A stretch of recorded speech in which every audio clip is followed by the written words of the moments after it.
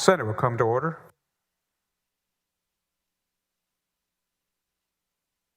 Following bill on first reading and reference to committee, the Secretary will read the bill.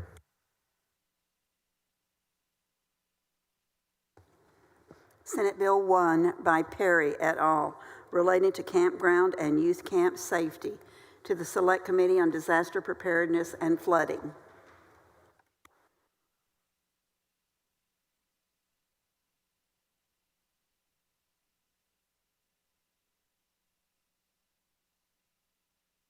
Following motion in writing, the Secretary will read the motion.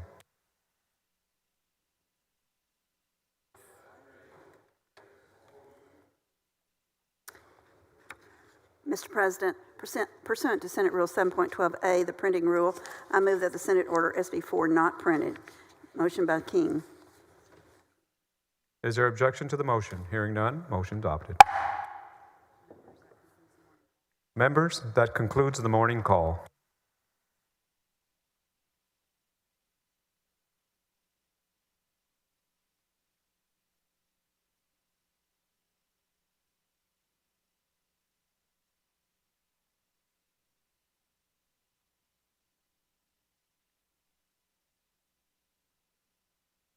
Senator Huffman, you're recognized for a motion to suspend the regular order of business on Senate Bill 5. Thank you, Mr. President and members. I do move to suspend the regular order of business, take up and consider Senate Bill 5. Members, Senate Bill 5 is a critical step in addressing the urgent needs of flood victims. Alongside Senate Bills 2 and 3, which we will hear later this evening, it represents a powerful commitment to action, a promise to deliver immediate relief, robust recovery, and stronger protections for our communities directly impacted by the recent July 4th floods.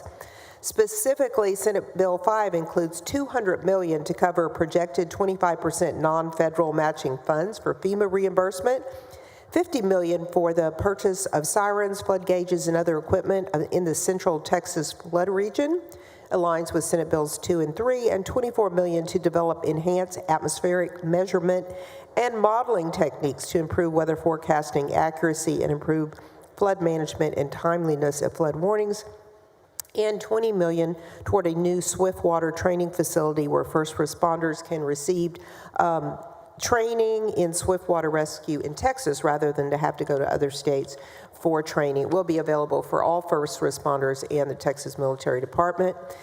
Members, this bill allocates critical funding from the Economic Stabilization Fund, also known as our Rainy Day Fund, provides this one-time support for catastrophic flooding that struck in July, and it ensures that the resources are deployed swiftly and purposefully to meet these critical needs. I move suspension of the regular order of business. Senator Huffman moves suspension of the regular order of business on Senate Bill 5. Is there objection? Hearing none, the rules are suspended. Chair lays out on second reading Senate Bill 5.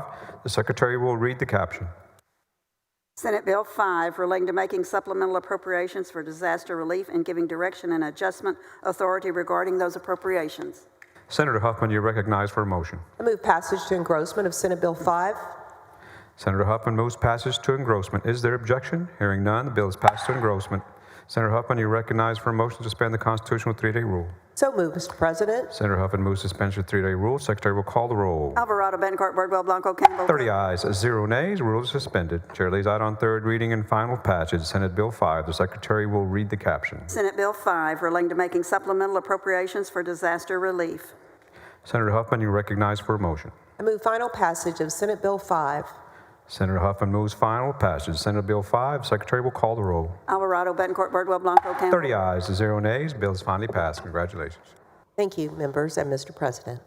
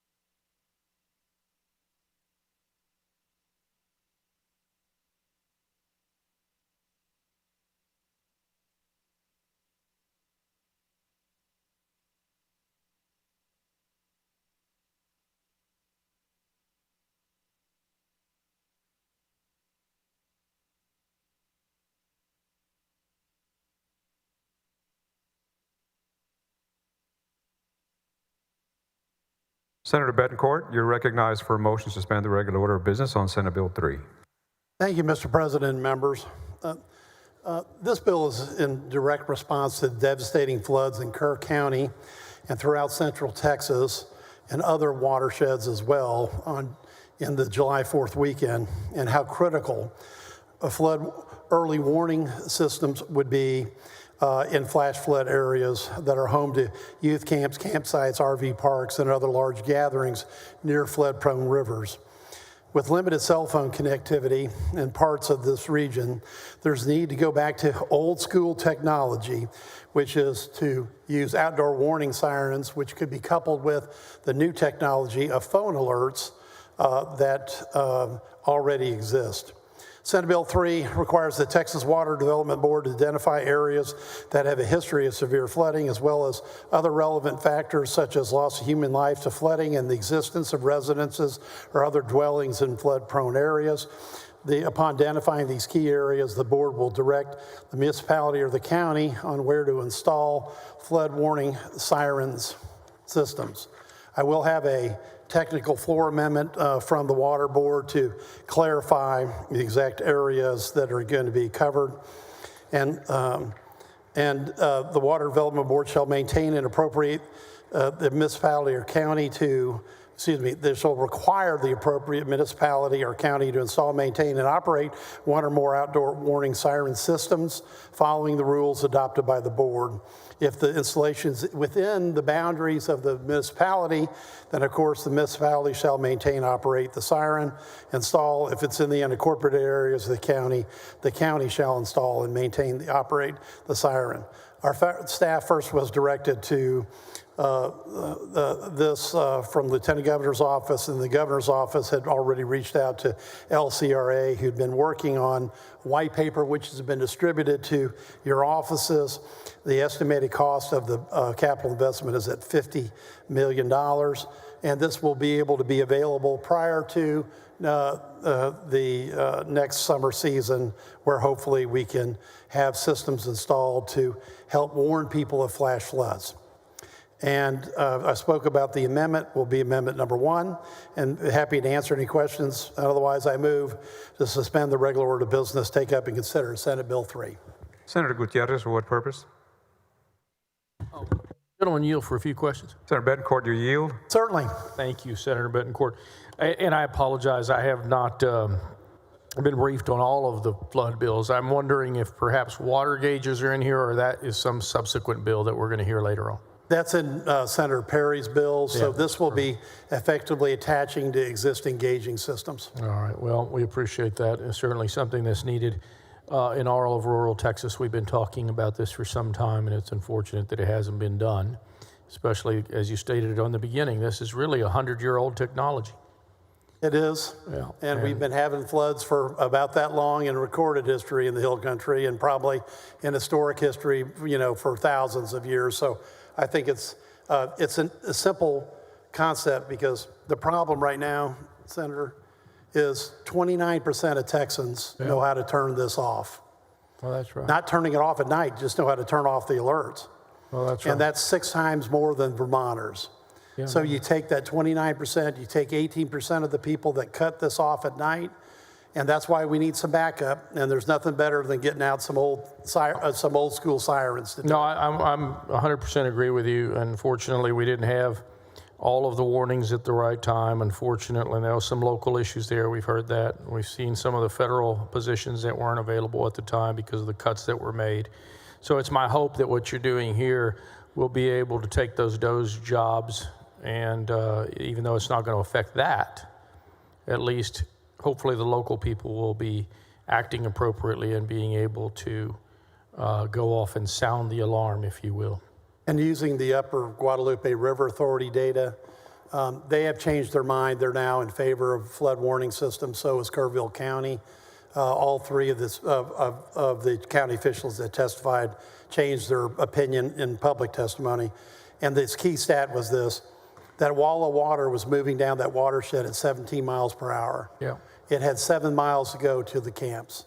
If we had had a gauge out there and an automated system, that would have given 24 minutes to get everyone to higher ground, because that's what this siren should be saying. And it could also do it verbally. Go to higher ground, you got a flash flood coming. Yeah, we were left to kind of piece things together after the fact, and I wasn't on the committee, but I was doing this through TikTok and looking at when the full heaviest alarm came from the National Weather Service. It was over an hour too late. On TikTok, you saw the first house floating down the river at least an hour, over an hour to that last warning.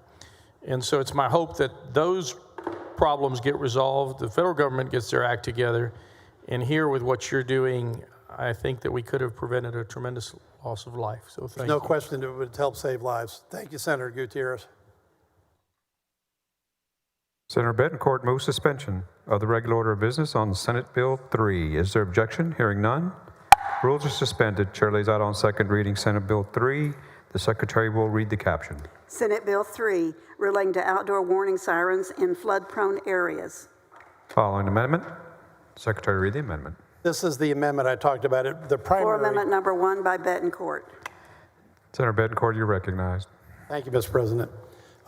It basically strikes flood prone to flash flood prone. And that's the important change to make sure that we have this area is on a flash flood prone. And Senator Gutierrez, it does include ground to change it to sensors, gauges, and all other components essential to the function of the system. We're going to use what we can that's out in the field already, but if we need to buy some additional components, we should. In fact, just so you know, 45 sirens in the city of Lubbock only cost $1 million. And so that's one area that we can expand, and the rest of it is just to follow the same bill pattern. With that, I move adoption of floor amendment number 1. Questions on the adoption of floor amendment number 1? Is there any objection? Hearing none, the amendment is adopted. Senator Bettencourt, you're recognized for a motion. Thank you, Mr. President. Move passage and engrossment of Senate Bill 3. Senator Bettencourt moves passage to engrossment. Is there objection? Hearing none, the bill is passed to engrossment. Senator Bettencourt, you're recognized for a motion to suspend the constitutional 3-day rule. So moved, Mr. President. Senator Bettencourt moves suspension of the 3-day rule. The Secretary will call the roll. Alvarado, Bettencourt, Birdwell, Blanco, Campbell, Read Cook. 30 ayes, 0 nays. Rules are suspended. Chair lays out on third reading, final passage. Senate Bill 3. The Secretary will read the caption. Senate Bill 3, relating to outdoor warning sirens in flood-prone areas. Senator Bettencourt, you're recognized for a motion. And with great hope that we can prevent loss of life with an outdoor warning siren system in flood-prone areas, I move final passage of Senate Bill 3.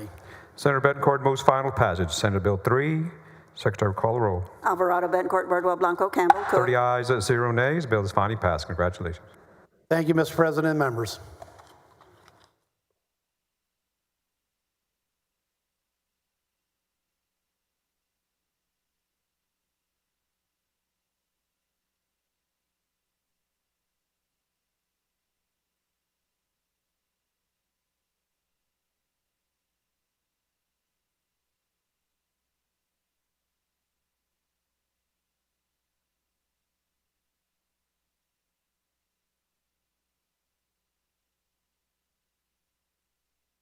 Senator Zaffarini, you're recognized for a motion to suspend the regular order of business on Senate Bill 18. Thank you, Mr. President. Mr. President and members, I move to suspend the Senate's regular order of business in order to take up and consider at this time Senate Bill 18. Members, this bill relates to permanent exemptions from TCEQ for qualified local dams or reservoirs operated and maintained for the purposes of erosion, floodwater, and sediment control. Mr. President, I move suspension. Senator Zaffarini moves suspension of the regular order of business on Senate Bill 18. Is there objection? Hearing none, the rules are suspended. Chair lays out on second reading Senate Bill 18. The Secretary will read the caption. Senate Bill 18, relating to an exemption from the requirement to obtain a permit from the Texas Commission on Environmental Quality for certain dams or reservoirs operated and maintained for the purposes of erosion, floodwater, and sediment control. Senator Zaffarini, you're recognized for a motion. Thank you, Mr. President. I move passage to engrossment. Senator Zaffarini moves passage to engrossment. Is there objection? Hearing none, the bill is passed to engrossment. Senator Zaffarini, you're recognized for a motion to suspend the constitutional 3-day rule. Thank you, Mr. President. I move to suspend the constitutional rule that bills be heard on 3 several days. Senator Zaffarini moves suspension of the 3-day rule. Secretary will call the roll. Alvarado, Bettencourt, Birdwell, Blanco, Campbell. 30 ayes, 0 nays. Rule is suspended. Chair lays out on third reading. Final passage. Senate Bill 18. Secretary will read the caption. Senate Bill 18, relating to an exemption from the requirement to obtain a permit from the Texas Commission on Environmental Quality for certain dams or reservoirs. Senator Zaffarini, you are recognized for a motion. Thank you, Mr. President. I move final passage. Senator Zaffarini moves final passage. Senate Bill 18, Secretary will call the roll. Alvarado, Betancourt, Birdwell, Blanco, Campbell, Cook. 30 ayes, 0 nay. Bill is finally passed. Congratulations. Thank you, Mr. President and members.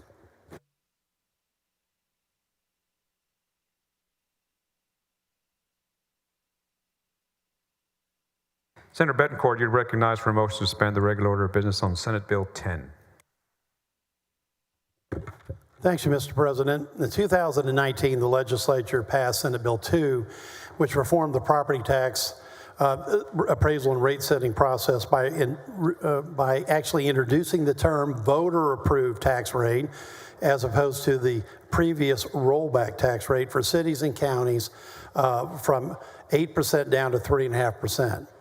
Basically, to make this short and simple, the rollback rate was replaced with a voter-approved rate, Senator Middleton, as you might remember, so that if any jurisdiction wished to take that amount of revenue above that to the voters, they could. In the same session, House Bill 3 passed, which modernized school funding and limited independent school district ISD property tax levy growth to 2.5%.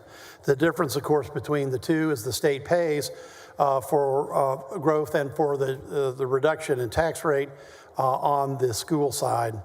And the cities and counties get to keep that growth for their own budgets. Now, in many places in the state, now combined city and property tax, city property tax and county property tax rates actually exceed ISD taxes. We've made that much progress. And to make a long story short, for those that attended the committee hearing, the key change in in 2019 has left us with a substantial reduction in the yearly increase in school taxes, which prior to 2019 were increasing at 18% a year. That was dropped to 3%. However, county tax levies jumped up almost a point from about 8.7% to 9.6%. And city tax levies dropped some, but are still at the 8.2%. So simply put, city and county taxes are growing faster because these are revenues that the public is paying. And in fact, the county rate is 3 times faster per year than the school rate now. So what this bill simply does is reduce the rollback rate from 3.5% to 2.5%. I've got a tremendous number of examples of why this is needed. I do want to point out one thing that relates to what's happening on with the hearings that we've had in Kerrville. There was a flood in Sandy Creek in Austin, out of the Austin area. It's in Travis County. That flood was pretty devastating for those in that area. The county is planning on having, Senator Eckhart, using the emergency disaster declaration for the last year that it can be used without a limit of the exact expenses that are incurred. And I'm looking at a news article that shows that those expenses are $7 million, but unfortunately the counties decide to jack up the tax rate by the maximum amount, and they're going to collect $42 million, and their plan is to bank $35 million because they can. And that is going to take $200 out of the average home in Travis County, but not to be left behind. The city of Austin is planning a maximum increase to the voter approve rate plus an additional 5 pennies.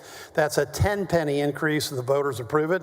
That'll be $420 that'll be collected from city taxpayers here in the state's capital.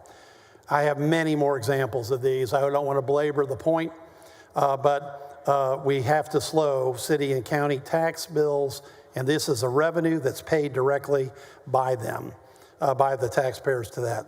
So with that, I move to suspend the regular order of business on Senate Bill 10. Senator Hinojosa Hidalgo, for what purpose? Will the senator yield? Senator Betancourt, do you yield? Absolutely. Thank you, Mr. President. And Senator Betancourt, I know property taxes are high.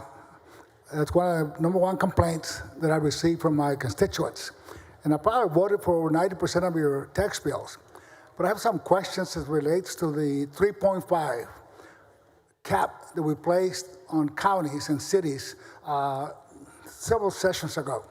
Sure. Basically, what that is last year's tax levy times 3.5%, and then you get to add new growth to that. There's also a lot of other small minor changes, but that's basically the formula, which is last year's levy times 3.5. So that may be the population number. The new growth number would be the inflation number, but cities and counties get to keep that.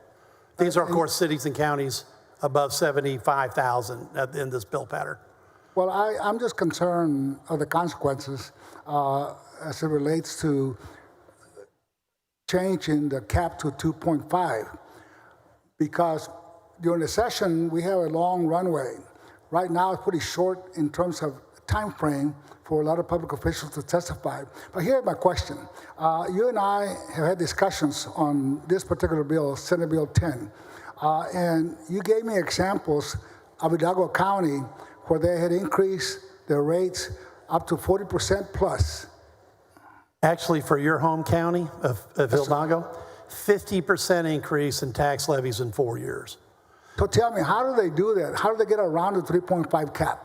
Well, I'm going from memory, but 4 years ago, they used what was called an increment, which was something that was brought into the bill by the House. And basically, if you were ever below the no new revenue rate, you get to save that increment. Now, unfortunately, the language is a little bit not clear, so that increment could be used over and over and over again. So in Hidalgo County's case, they started with a 13% increase because they had an increment. And then the next year, they had a 12% increase because they had the increment, same increment. This is the same one being reused every year. And then the third year, they increased taxes by 15%, but they had the increment, so they increased it. And then in year 4, it stopped because in 2023, we passed a law that said you can't do it. But that's a perfect example of how much Hidalgo County raised it. And just real fast, if I could, so I can get it in the record, Senator Hinojosa, in 2025, the posted increases, and I'll just use a half a dozen counties as an example. El Paso County, 23.4% increase, 1 year. They're proposed, it's not been adopted. Williamson County, 9%. McLennan County, 13%. Grayson County, 10%. Gregg County, 13%. And Collin County, 7%. So we've got tremendously high proposed tax increases. This bill won't go into effect next year, but it's another reason why we just have to slow down the growth of these tax bills. And you know that we're talking about 1 percentage point off, which is about a 29.5% reduction in that first component, but we have to slow this down. We can't have, I'm not sure how the El Paso County taxpayers are going to be able to pay 23% more in 1 year. Well, let me ask, are there any other avenues that are used as loopholes to be able to get beyond the 3.5 cap that we passed several sessions ago? There are, and we actually passed it in the regular session.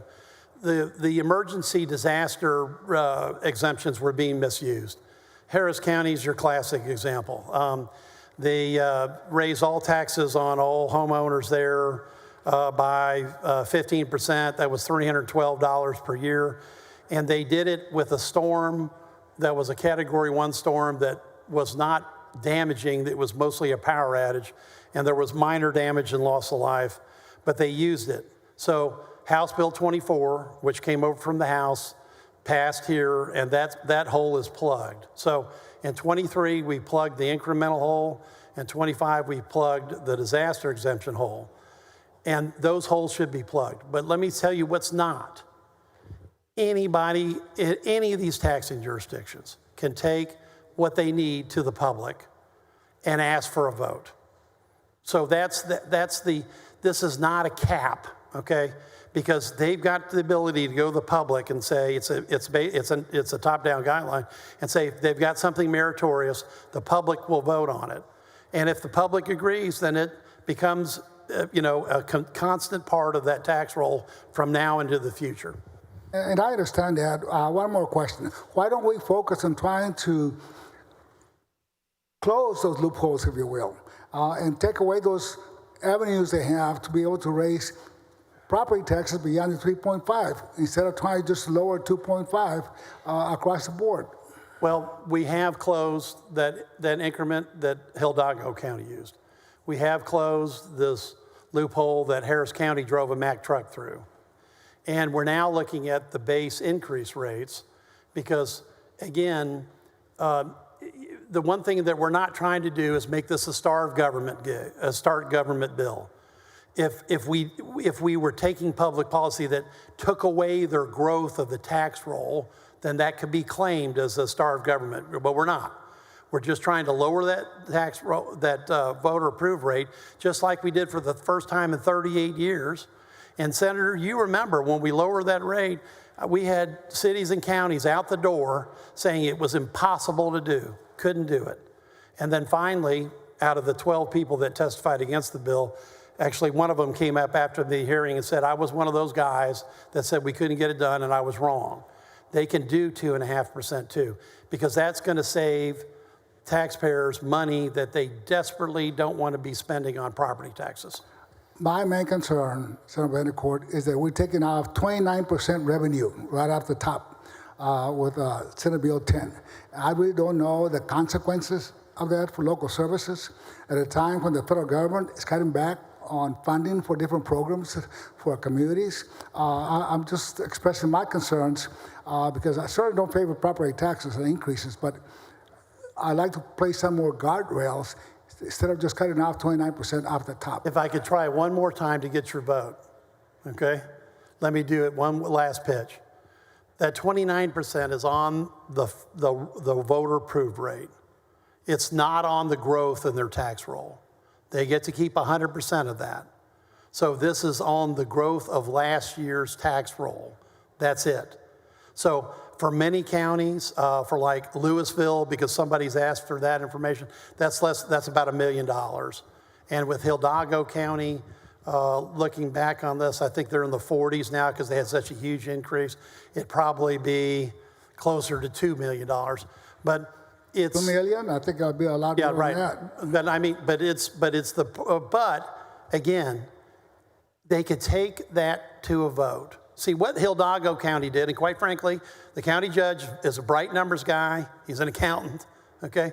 He knew where the loophole was, and he drove that through for a 50% increase in 4 years.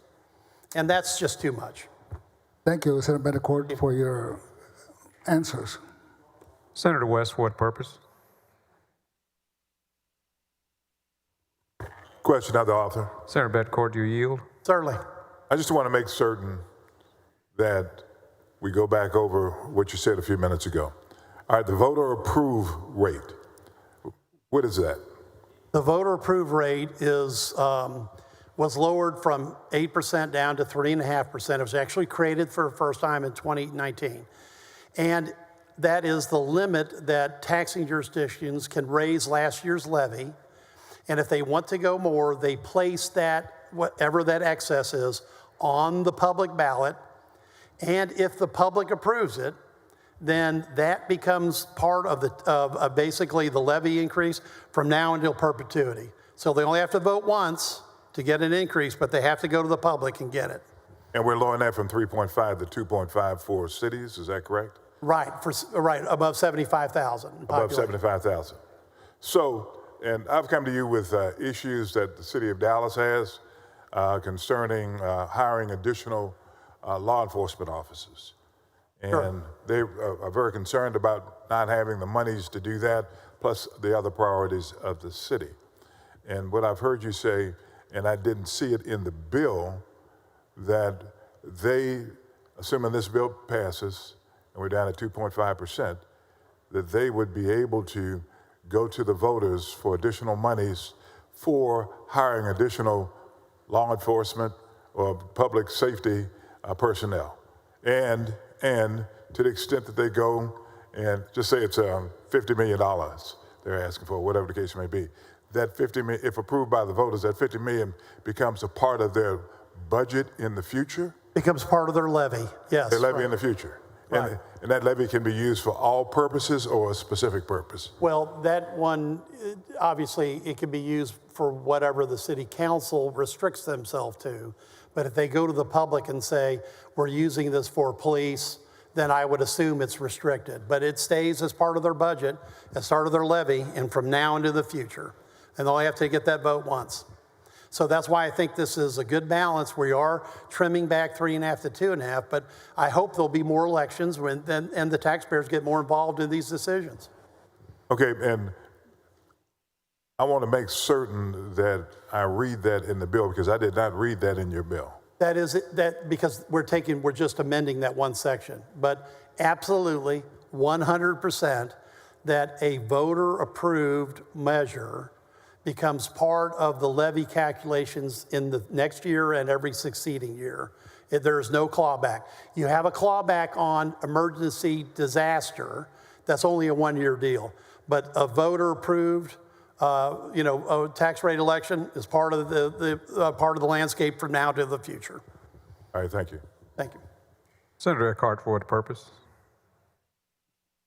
To ask questions of the author. Senator Bettencourt, do you yield? Certainly. Thank you so much, Senator Bettencourt. As we have often discussed, there is much that local governments do that the state contributes toward, but really the lion's share is through local government. I believe that the current comparison for courts and jails, for instance, is that counties pay about 90 cents on the dollar and the state pays about 10 cents on the dollar for courts and jails. I'm not advised, but there obviously is some split. And with regard to emergency warning systems, counties and cities pay all of it because there is no statewide emergency warning system, correct? There will be after Senate Bill 3 is passed by the House, and then we'll pay it for the first, certainly for the first installation, and we'll pay 100%. Very much looking forward to alleviating local budgets of that. Absolutely. And also, would you agree that for our major metropolitan areas at least, and perhaps for all of our municipalities, the largest expenditure in their budgets is their law enforcement line item, correct? If you added all public safety, certainly there would be not, if you added the courts and the jails, and sure, there would certainly be the largest contingent. And in fact, I believe all of the sales tax revenue in the city of Austin goes toward the police contract, the equivalent of what is spent annually in the police contract. That may be by serendipity. I don't know. I don't believe it's by contract, but I'm not advised if it was. Right, well, yes, of course, they don't have to pledge all of Right, their it's just sales tax. it happens to be a fluke of the same number. Yeah. Right.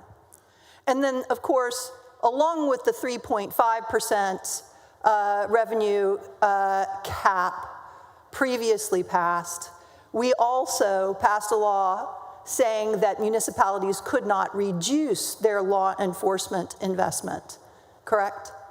I believe that was another bill, and yes, I think there was a defunding of police specifically.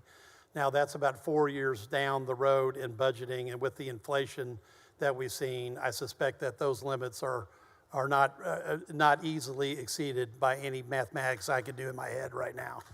So just as with this 3.5% formula, Okay. this new 2.5% formula does not prevent a local government from having a tax rate 2.5% above the no new revenue. It simply triggers a vote on whether or not to have a tax ratification election. Absolutely correct, just like it was with Project Connect, and just like it apparently is going to be at City Council, because they're talking about a 5-penny TRE right as we speak. But no, that's why I don't consider it a cap, because this is a guideline, and then the city government or the county government can decide to take something above for voter approval. And from what I've seen, those voter approvals are granted, especially when you're looking at, health and public safety. So you do not have anything philosophically or politically against a community having a open and transparent election to raise the tax rate above 2.5% of the no new revenue. No, absolutely not, because I do have certainly a strong objection to what happened in Harris County, because the county judge was quoting 8%, which was the old rollback rate, not the effective 15% that occurred. Now that passed by 51-49. I believe if the 15% number had been used, then the results in the election would have been different. But no, if the public wants to vote themselves a tax increase, if they're fully informed and they are given honest and correct information, that is their prerogative. That's why we set up this system in 2019 to get the public involved, because we were having such runaway tax increases on ISDs. 18% per year was unsustainable, it's preposterous. And you and I have discussed this before. Back in the ancient history, when I was managing a budget, we actually brought it in below the 3.5% and had a real tax reduction on the actual amount paid. I believe we were the only county in the state to do it. And if you were, okay, I'm very happy to hear it, okay, because what we're seeing now, and like these, since you brought up the city of Austin. I did not. Well, I did, just real fast. I mean, that I did real fast. That would be a 19% increase on the average home, $465. Now, if the public votes themselves that, then my only comment would be that's a big chunk of the savings from the school taxes that are going to go out the window. So I hope they wouldn't come and complain to the state, specifically to this body, because that would be a decision that they would make. Since we are seeing a probable economic downturn with a flattening of property values, a reduction in sales tax revenue from a flattening of purchasing zeal,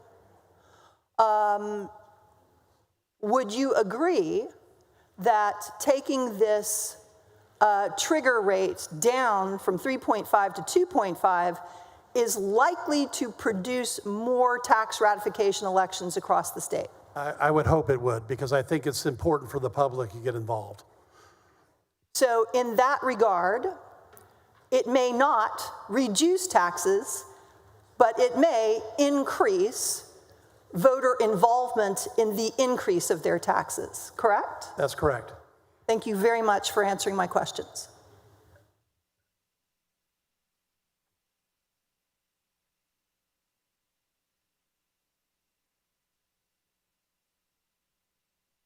Senator Bettencourt moves suspension of the regular order of business on Senate Bill 10. There is objection. The secretary will call the roll. Alvarado, Bettencourt, Birdwell, Blanco, Campbell. Cook. 18 ayes, 12 nays. Rules are suspended. Chair lays out on second reading Senate Bill 10. The secretary will read the caption. Senate Bill 10, relating to the calculation of the voter approval tax rate for certain taxing units. Senator Bettencourt, you're recognized for a motion. Thank you, Mr. President. Move passage and engrossment of Senate Bill 10. Senator Bettencourt moves passage to engrossment. There is objection. The secretary will call the roll.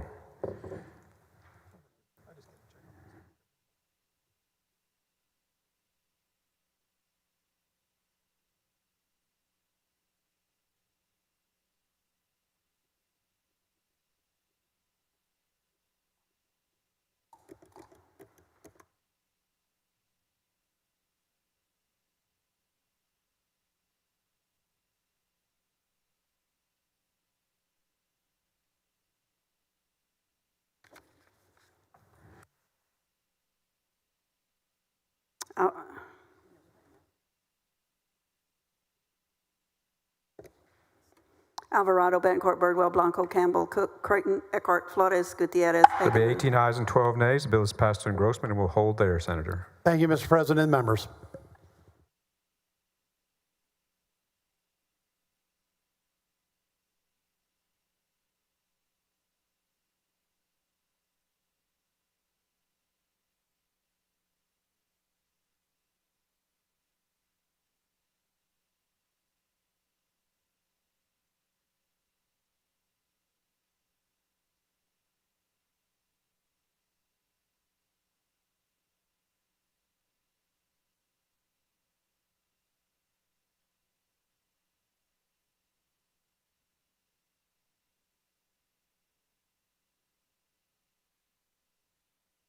Senator Middleton, you're recognized for a motion to suspend the regular order of business on Senate Bill 8. Thank you, Mr. President. Members, I move to suspend the Senate's regular order of business to take consider Senate Bill 8, the Texas Women's Privacy Act. And what this does is it draws a very clear line. Women and girls should never be forced to give up their privacy to men that are pretending to be women.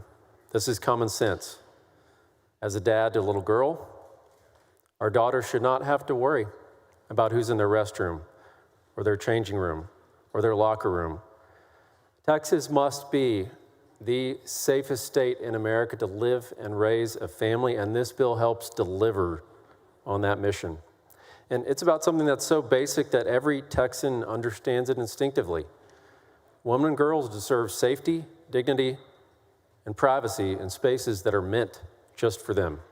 And for generations, our society has recognized that bathrooms, locker rooms, restrooms, showers, family violence shelters are places where women and children should feel safe.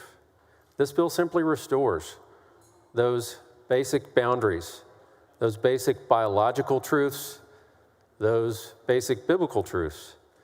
We live in a time where these common sense boundaries are being erased, and women and girls are increasingly being forced to share their most private spaces with men. They're expected to surrender against their will, oftentimes their safety, their peace of mind, to accommodate this radical ideology. It's not fair, it's not right, it's not safe. And Senate Bill 8 makes sure women are not forced to be exposed to men in private spaces, period. And with that, I move suspension. Senator Menendez, for what purpose? Question to the author, Mr. President. Senator Middleton, do you yield? I do, thank you. Thank you, Mr. President. Thank you, Senator Middleton. Senator, you know, I think obviously we've discussed this bill many times, and I want to just get to the point. We're always hearing the argument that this bill is about protecting women from the potential of men in the restroom, and I think nobody on this floor would argue with that. But what I don't understand or don't feel is that there's an outcry of this. But let me get to a part of your bill because I think I understand the intention for the bill is to protect women from being subject to harassment. But I understand in your bill that on page 5 of the bill, line 11, it states that the Texas Department of Criminal Justice shall ensure inmates are housed in a correctional facility according to the inmate's sex. That's correct, is it not? Yes. Okay. That's correct. So are you aware, Senator Milton, the National Inmate Survey reported that transgendered individuals are more likely to be subject to harassment and be victims of sexual assault compared to their cisgendered counterparts? So are you not concerned that you could be creating an issue where there is none, making it worse in the jails? I'm not sure, the reason for that. I can understand bathrooms, changing rooms, other things. I can understand what you're saying, but I'm saying that possibly there's some unintended consequences to your legislation. I'm concerned about the reverse. You've seen in other states like California, and they've had, I believe, 400 requests for men to transfer into women's prison units. And that's what we're trying to prevent here in Texas. And second of all, under the directive by Governor Abbott, all of the state agencies are required to use original birth certificate. In other words, you can't change your sex on your driver's license or birth certificate. So this essentially puts that in compliance, that directive. Are you familiar with the Prison Rape Elimination Act? Yes. So you do know that its standards require agencies to, in deciding whether to assign a transgendered or intersex inmate to a facility for males or females, the agency shall consider on a case-by-case basis whether the placement would ensure the inmate's health and safety and whether the placement would present management or security problems, given that we know that transgendered individuals experience more harassment compared to their cisgendered counterparts. Don't you agree that this bill will go against the standards that are in PREA? No, this bill actually is tracking President Trump's executive order that says that our prisons have to be segregated according to biological sex. In other words, you have to require that only men be in men's prison units, only women be in women's prison units. That's an executive order. So let's move on. I understand that your bill adds age restrictions stating that individuals must be 17 years or older in order to receive services from a family violence shelter. Is this the current standard for individuals to be 17 years of age to receive services from a shelter? So we heard in committee that the standard is, there is no standard. It's a patchwork across this entire state. There are over 70 family violence shelters. And remember, this provision only applies to family violence shelters that are designed specifically to provide services to female victims. So not all of them meet that test. So I'm concerned that your legislation would put children at an even larger risk for harm if they are unable to get services from a shelter because they are younger than 17. That's one of my concerns, because there's no way around that. I think sometimes young adults can find an escape from a domestic violence situation through these shelters. And so this would take that option away from them. If a child under the age of 17 needs to seek out a shelter from a facility because she's experiencing domestic violence at home or by an individual she's living with and has nowhere else to turn to seek out services, where should she go with your bill leaving her out in the cold? Where would you suggest? Wouldn't. You can still go according to your biological sex. So It does not exclude anybody. So it is not your intent to limit the ability of a shelter to provide assistance to women who are under the age of 17? No. Okay. We'll see. We'll get this, make sure that that's the case. Because we definitely want to protect these young women. Do you think that a civil penalty of $5,000 for the first offense is excessive for allowing an individual to use a bathroom? No, because it gives the opportunity to cure. There's ample opportunity to cure. Okay, so many times I've been to a very crowded event, a concert, a sporting event. There's a long line for the women's bathroom. There's no line in the men's bathroom. And I've said to some women, why don't you go ahead? There's no one in there. I'll stand guard. If they do that, are they breaking the law under your bill? So under this bill, it provides exceptions for single-use restrooms. So that would be the family restrooms that typically you would use in an emergency like that, or when you're accommodating a child. So an adult is with their child. They could go into that restroom if it's an emergency with accompanying that child. But these aren't family bathrooms. These are group bathrooms. It's a concert. It's a baseball game. It's a football game. There's a long line, and there's just so happens that I was the last guy out. I come out and I look across in the long line in the women's line, and I say, hey, go ahead, we'll stand guard. But if they do that, are they breaking the law? You have to use the restroom according to your biological sex. So the answer is they're breaking the law. You're not breaking the law because it's not against the individual. This is against the political subdivision of the state or the agency. This doesn't hold that individual accountable. It's against the governmental entity that sets that policy. But doesn't your bill say that by protecting them, they can't. You're saying it's got to be a men's restroom or a women's restroom, period, right? That's the bottom line. There are exceptions, but yes. So I understand there's a civil penalty for an offense against this bill that is $25,000 per day for violations after the first violation. I understand that this is equivalent to the civil penalty imposed on things like producing, selling, or offering mislabeled abusable synthetic substances, and the forfeiture of contraband.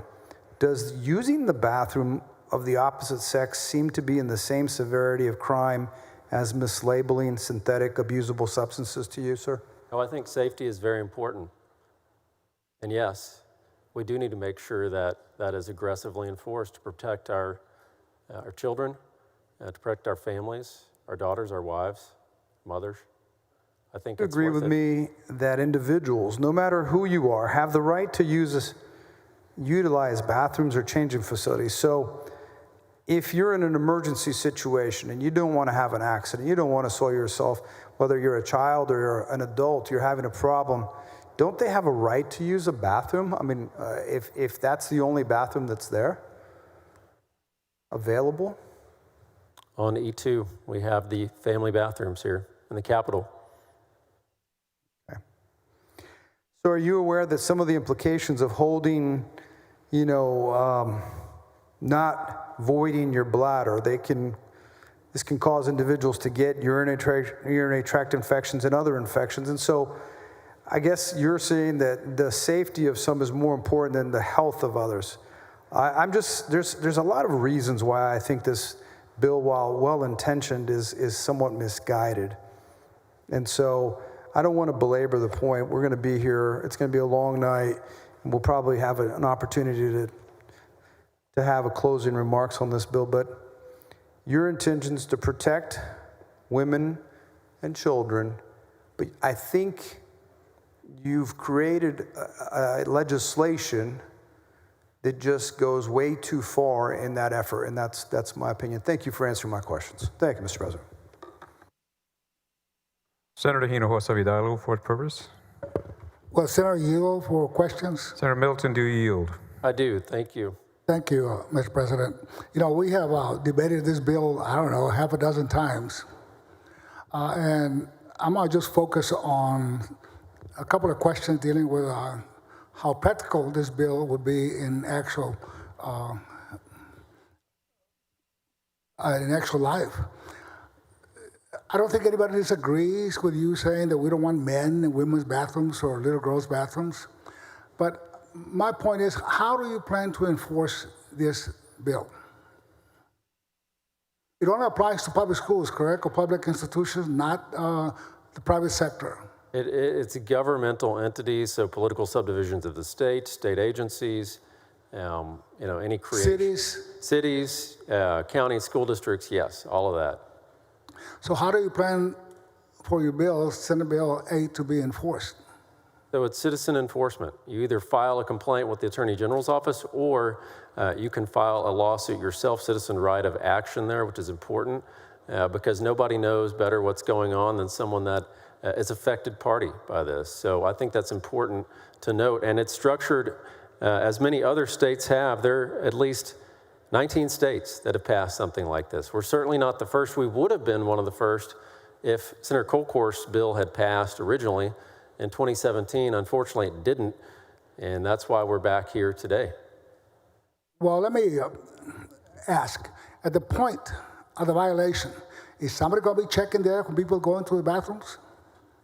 They have to adopt a reasonable policy and take every reasonable step. So in other words, they do have to adopt a policy to make sure, just as we did here on the State Preservation Board, right? The State Preservation Board met, Senator Schwartner's on that, and some other colleagues in this chamber, in order to ensure and help ensure that men were not entering into women's restrooms right here in the Capitol.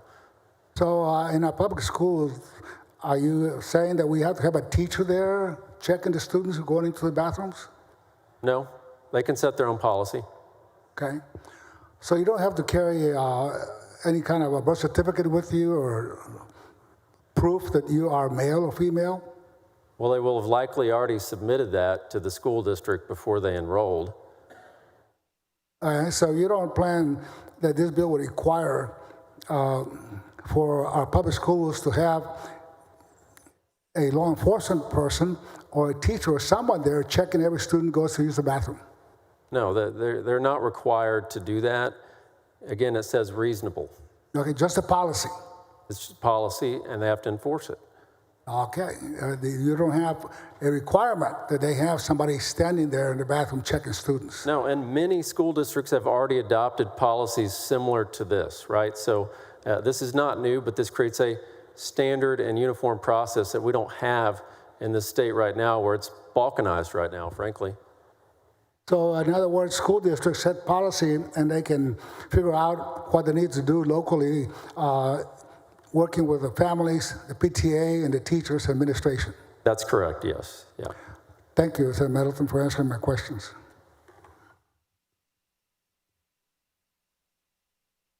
Senator Cook, for what purpose? To question the author. Senator Middleton, do you yield? I do, thank you. Thank you, Mr. President. Thank you, Senator. So let's just start with the top lines. Are you aware that it is already illegal to hurt people in spaces like restrooms or locker rooms, or even to enter with the intent of harming people? Are you aware of that? Assault, yes. Okay, not great. lawful. What prompted the change from personal civil or criminal penalties to holding political subdivisions accountable?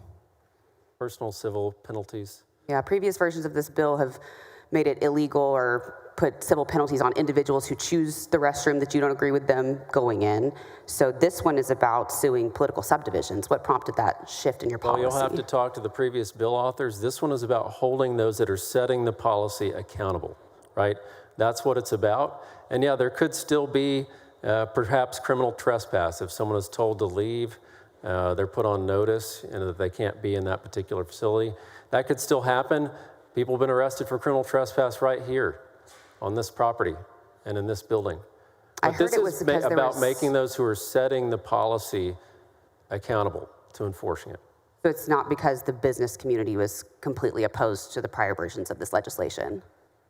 Well, the business community actually, when you're talking about that 2017 bill, a lot of that has changed. And you know why a lot of it has changed? It's because under the Department of Education and Joe Biden, he actually said that women were going to have to just put up with men going to their restrooms, their locker rooms, their private facilities.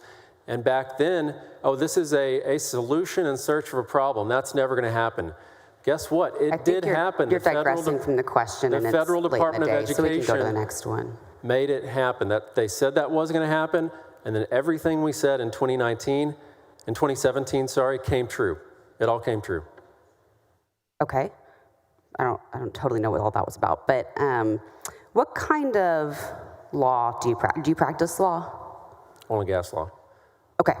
Have you ever worked with directly impacted communities of violence, or worked with women who are fleeing violence, or in any capacity as an oil and gas lawyer, have you worked with those communities? That's not my field. Okay. And I did hear you just say, which I totally agree with, is that nobody knows the issue like somebody who's truly impacted by it, right? We heard a lot of testimony. Did you not just say that? You did.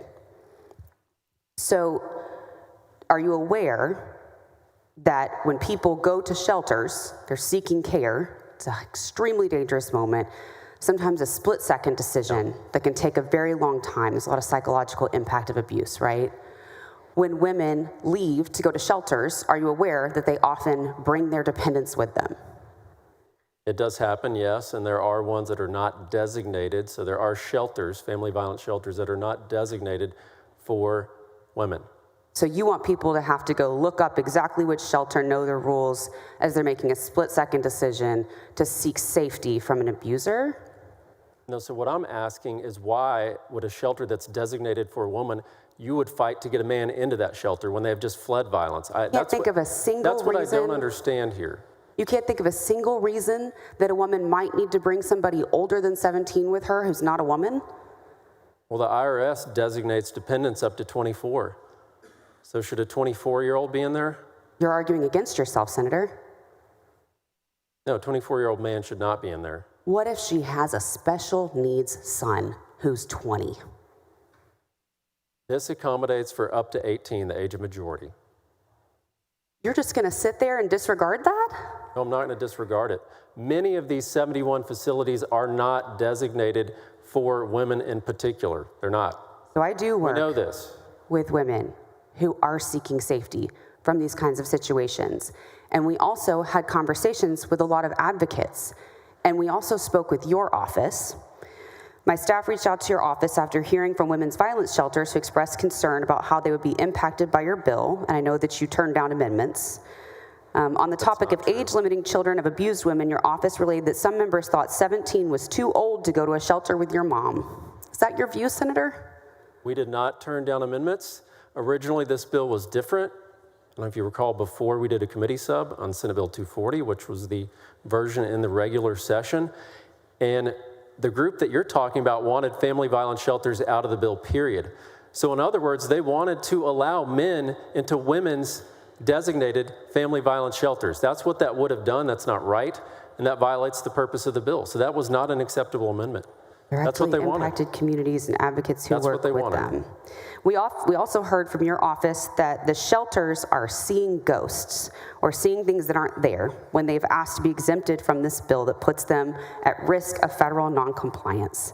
So just to confirm, Senator, do you think that these shelters and the advocates who serve the women in them are just looking for issues and seeing things that aren't there? Or do you think impacted communities know the best policy to keep them safe? I just think they don't want to follow this policy, and I think it could come at the expense of women that are fleeing family violence and are forced to share that family violence shelter with a man. We have to do something about that. It's not right. The last time you and I discussed the definitions of sex and gender, you repeatedly told me it was very simple, but I'm curious because I see a different definition for female in this bill than I've ever seen in any of your policy. What prompted the change? I think this helps clarify it. Okay.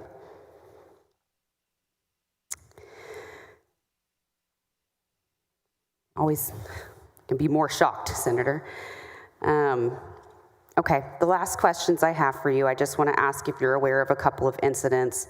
I'm a woman, I'm not a trans woman, and safety for women is personal and a huge deal. And so I want to read a couple of examples and just ask if you're aware of any of them. In August of 2025, this month, a server at a Buffalo Wild Wings followed an 18-year-old cisgender girl, a non-transgender girl, into the women's restroom because she assumed, based on her gender expression, that she was not a girl. The server banged on the stall doors, demanding that that person leave. And when she exited the stall to prove that she was a girl, she felt like she had to unzip her hoodie and expose her breasts. Are you aware of that situation?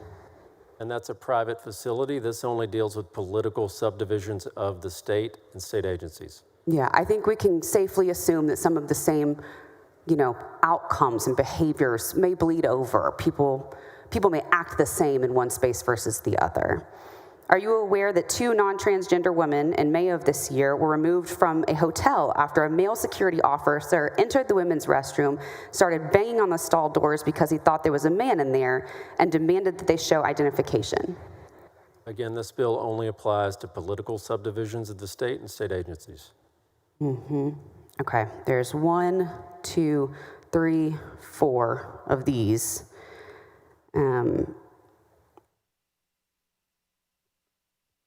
I guess I'm just asking if you're aware that because of legislation like this, that non-transgender women, in addition to transgender women, have been put at higher risk, put under scrutiny, and it's actually inviting more abuse from the people with whom we are the least safe, which is cis men, non-transgender men. Are you aware of all of these incidents as you were writing this policy? I think what this bill does is it protects. I asked if you're aware. I'm aware of some of those, yes. But if we don't do this, you know what's going to happen? Women are going to continue to be accused of being the oppressor for saying, I just want a safe space. I just want to make sure that when I go to the restroom, or I'm in the locker room, or I'm in the shower, or in their prison unit, or in even a family violence shelter, that they're not being threatened, that they're not fearful of a man entering that space with no consequences. And it's not right that women are being called the oppressor and then men pretending to be women are called the victims. And you're the only person in this chamber who said that today for sure. and throughout all of these discussions. And my office is open if you'd ever like to come learn about interpersonal violence and how it affects women. Thank you so much. Senator Alvarado, for what purpose? Ask the author a few questions. Senator Middleton, do you yield? I do. Senator Middleton, concerns have been raised by some in the higher ed community, so I'd like to ask you a few questions about legislative intent. There have been some things such as that have related to parents assisting their children in moving into dormitories, families visiting students, or students in the opposite sex studying together in dorm rooms and common areas. Is it your intent here to prohibit a mother from visiting her son in his dorm room or a father from visiting his daughter, provided those visits occur in a reasonable and customary manner? No, and I believe it would not be under your examples of moving them in, providing assistance, because it says to accompany and provide assistance to an individual who needs assistance using the facility. That would include moving in. Additionally, I think you're talking about dorm rooms, which are single occupancy private spaces, which we know is an exception. So. Okay, and again, I know that some in the higher ed community had concerns that this could affect visits in dormitories. And many already have this policy, right? Our higher ed they have long-standing policy on how to designate these spaces, especially in dormitories. So a lot of it is just following the policy they've already previously adopted. Is it your intent to prevent friends of the opposite sex from visiting or studying in each other's dorm rooms? Or what about maybe common areas in university housing? No, those are not private spaces. Is it your intent that universities should retain discretion to adopt housing visitation policies such as check-in procedures, visitation hours, and guest rules without being deemed in violation of the bill? They're free to adopt their own policies, but when these are designated spaces according to biological sex, they need to make sure that they respect that. Okay.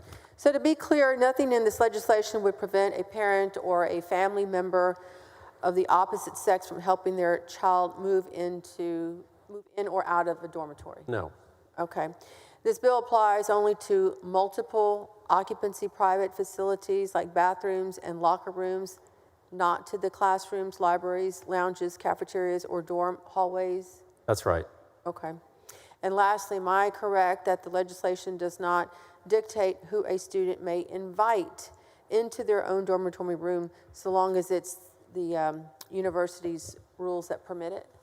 They may adopt their own policies, but again, if it's a designated space for a particular biological sex, then they have to abide by these sex-separated spaces, which of course there's an exemption for single occupancy, right?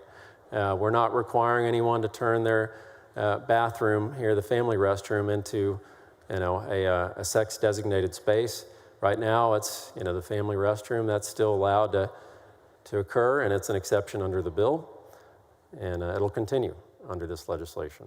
All right, thank you. Senator Menendez, for what purpose? Clarification, Mr. President. Senator Middleton, do you yield? I do. So just a second ago, I couldn't help but hear when the examples were being brought up of people who did need protection in the bathrooms, you kept saying that those were private entities, correct? So the bill only applies to political subdivisions? It's state agencies, yes, owned or controlled by the state or political subdivisions. But in my concern is that I know that you've addressed that schools, this needs to apply to schools, correct? It applies to political subdivisions, which are ISDs, yes, and charter schools. And charter schools? So that was my concern, because in prior debates, you've told me that charter schools are not political subdivisions, and that's why we can't apply certain laws to them. You've said that they are not under the political subdivision. So I was wondering, in this bill, they are political subdivisions. It would not apply to private schools, if that's your question. No? So it would not. I'm just checking on the charter Would schools. not. It does It not would apply not. to private schools. But private schools, it's up to the school to have their policy, right? It's up to the school. This applies to political subdivisions, state agencies, any sub-entity of a state agency as well. Okay. Our universities Very good. On page 1, I guess down here at the bottom where you have number 7, political subdivision means a government entity, and you go on to have a list, and you do include open enrollment charter schools. Okay. I was just trying to see how we were going to define or where we put charter schools for purposes of all of the bills that you may be carrying, and you've carried this. Yeah, and it includes charter schools in this bill. Very good. Thank you. Thank you for answering my question. Thank you, Mr. President. Senator Middleton moves suspension of the regular order of business on Senate Bill 8. There is objection. The Secretary will call the roll. Alvarado, Betancourt, Birdwell, Blanco, Campbell. 19 ayes, 11 nays. Rules suspended. Chair lays out on second reading Senate Bill 8. The Secretary will read the caption. Senate Bill 8, relating to the designation and use of certain spaces and facilities according to sex. Senator Middleton, you're recognized for a motion. Thank you, Mr. President. Members, I move passage to engrossment. Senator Middleton moves passage to engrossment. There is objection. Secretary will call the roll. Alvarado, Betancourt, Birdwell, Blanco, Campbell. 19 ayes, 11 nays. The bill is passed to engrossment, and we will hold there, Senator.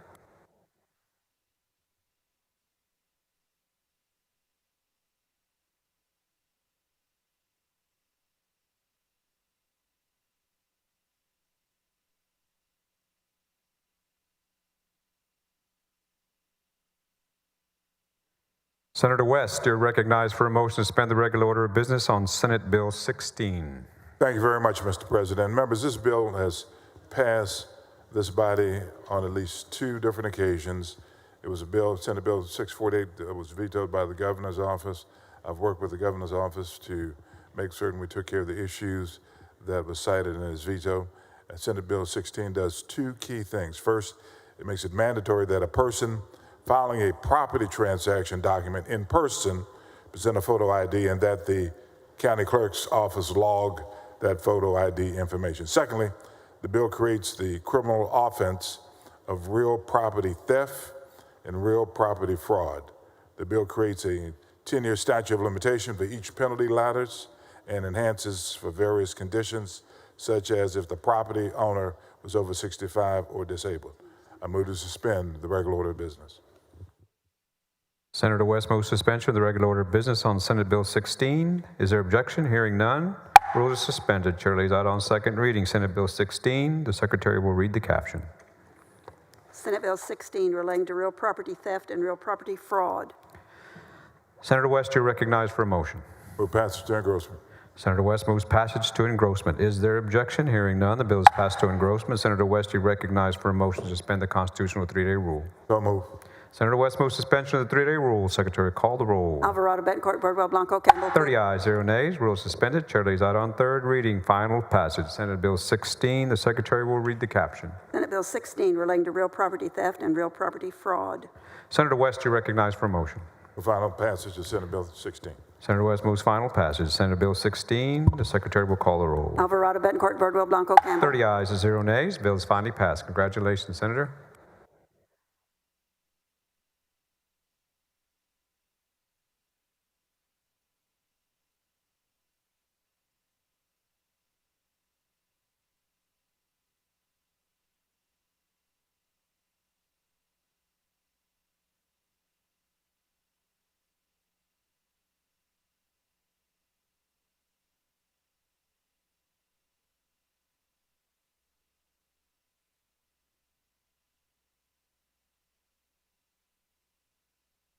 Senator Parker, you're recognized for a motion to suspend the regular order of business on Senate Bill 11. Thank you, Mr. President. I move to suspend the Senate's regular order of business to take up and consider Senate Bill 11. Today, survivors of human trafficking are still being convicted for crimes their traffickers compelled them to commit. Traffickers do so as a form of control. Once they have forced their victim to commit a crime, they hold that crime over their head to dissuade them seeking help from law enforcement. At the same time, the current definition of duress in Texas is in fact insufficient for trafficking cases because it is limited to immediate risk of death or serious bodily injury. By definition, human traffickers use force, fraud, and coercion to control their victims. The typical standard for duress is insufficient as it only considers force. Traffickers exert psychological, financial, and emotional control over their victims, making escape seem near impossible. Because these tactics do not always involve immediate physical violence, many victims are unfairly denied the ability to argue duress when charged with crimes they were compelled to commit. Senate Bill 11 therefore establishes an affirmative defense to prosecution for criminal offenses that the survivor can demonstrate they committed the alleged conduct under force, fraud, or coercion. Senate Bill 11 also acknowledges that there are some extremely violent and heinous crimes that require a force-based duress claim. Therefore, Senate Bill 11 does not apply to 3G offenses, as the severity of those offenses necessitates the defendant claim the traditional duress of risk of death or serious bodily injury to themselves or another person. Members, this bill ensures that our justice system protects victims instead of perpetuating their victimization.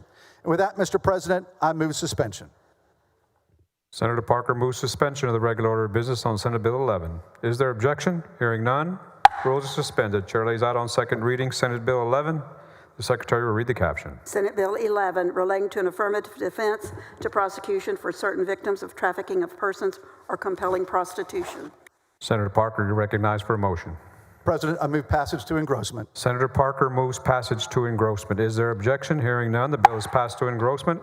Senator Parker, you're recognized for a motion to suspend the constitutional 3-day rule. So moved, Mr. President. Senator Parker moves suspension of the 3-day rule. The Secretary will call the roll. Alvarado, Betancourt, Birdwell, Blanco, Campbell, Cook. 30 ayes, 0 nays. Rule suspended. Chair lays out on third reading. Final passage. Senate Bill 11. The Secretary will read the caption. Senate Bill 11, relating to an affirmative defense to prosecution for certain victims of trafficking of persons or compelling prostitution. Senator Parker, you're recognized for a motion. Thank you, Mr. President. And members, I want to thank you for your great support on this bill. As a body, we've been working to fight against human trafficking for a long time. I've been very blessed myself to be in this fight since about 2009. This is a big step forward in this fight, helping our victims to have the chance to be upwardly mobile again, the opportunity to go back to school, the ability to get a job, and to really go from being a victim to a survivor. And so with that, Mr. President, I move final passage. Senator Parker moves final passage. Senate Bill 11. The Secretary will call the roll. Alvarado, Betancourt, Birdwell, Blanco, Campbell, 30 ayes, 0 nays. Bill is finally passed. Congratulations. Thank you, Mr. President, members.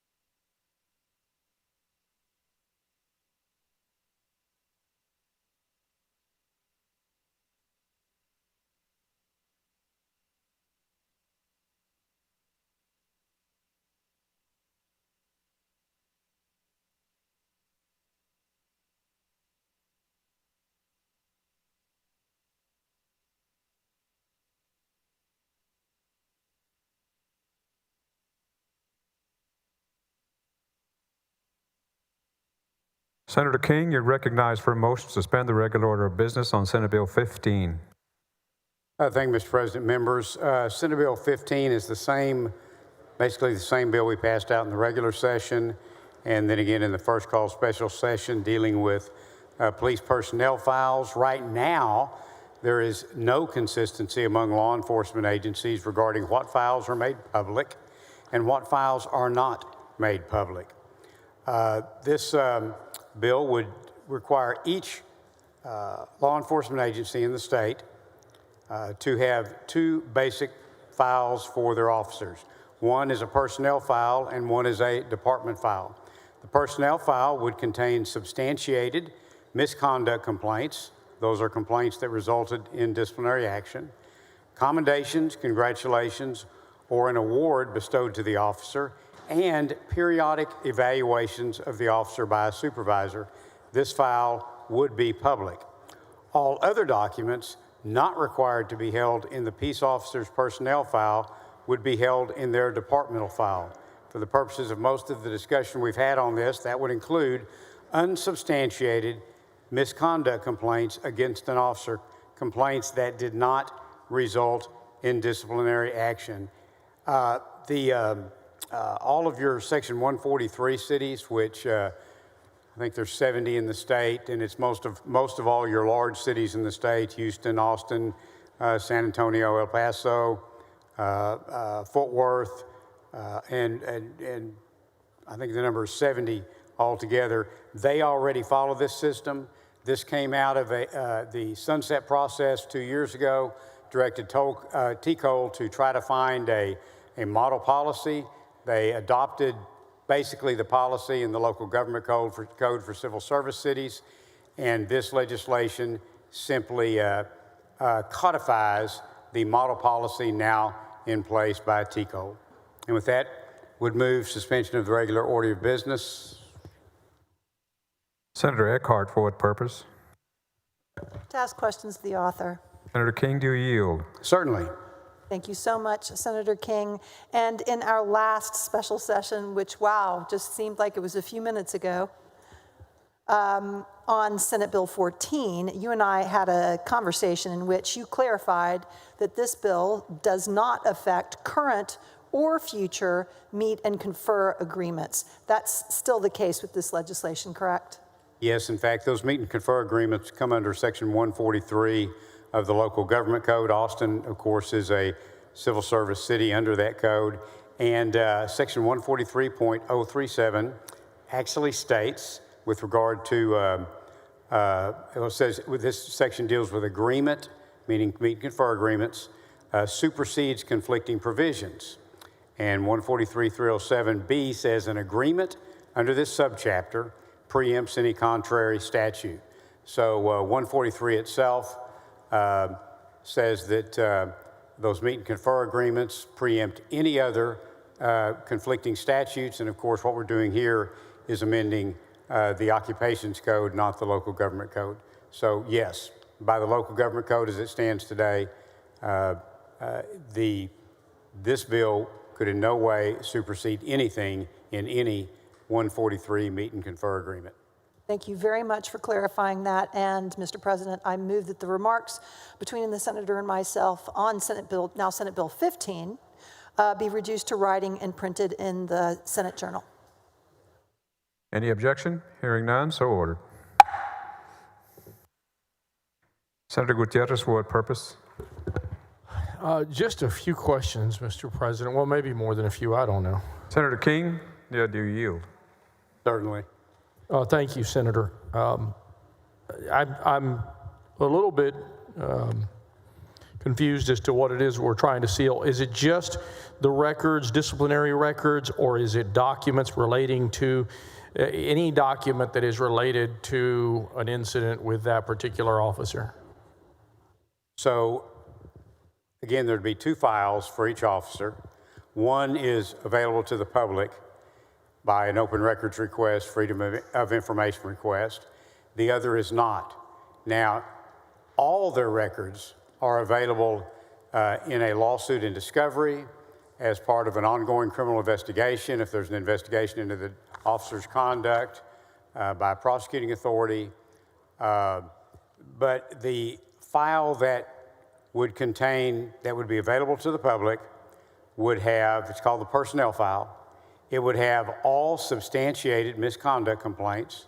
It would contain all commendations and awards that an officer has received, and all periodic evaluations by a supervisor of the officer. And in most of your civil service cities, those are required, I believe, by statute every 6 months.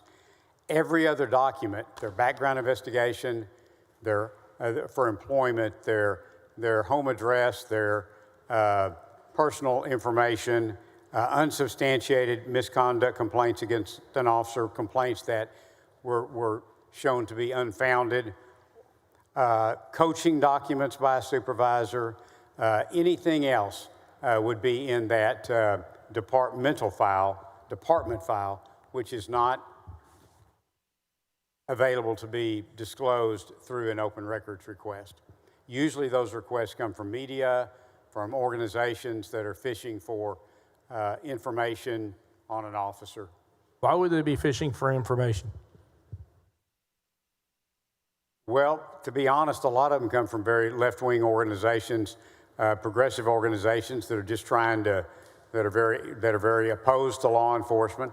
Others come from media that are trying to follow up and get other information as to maybe an incident, an allegation that arose.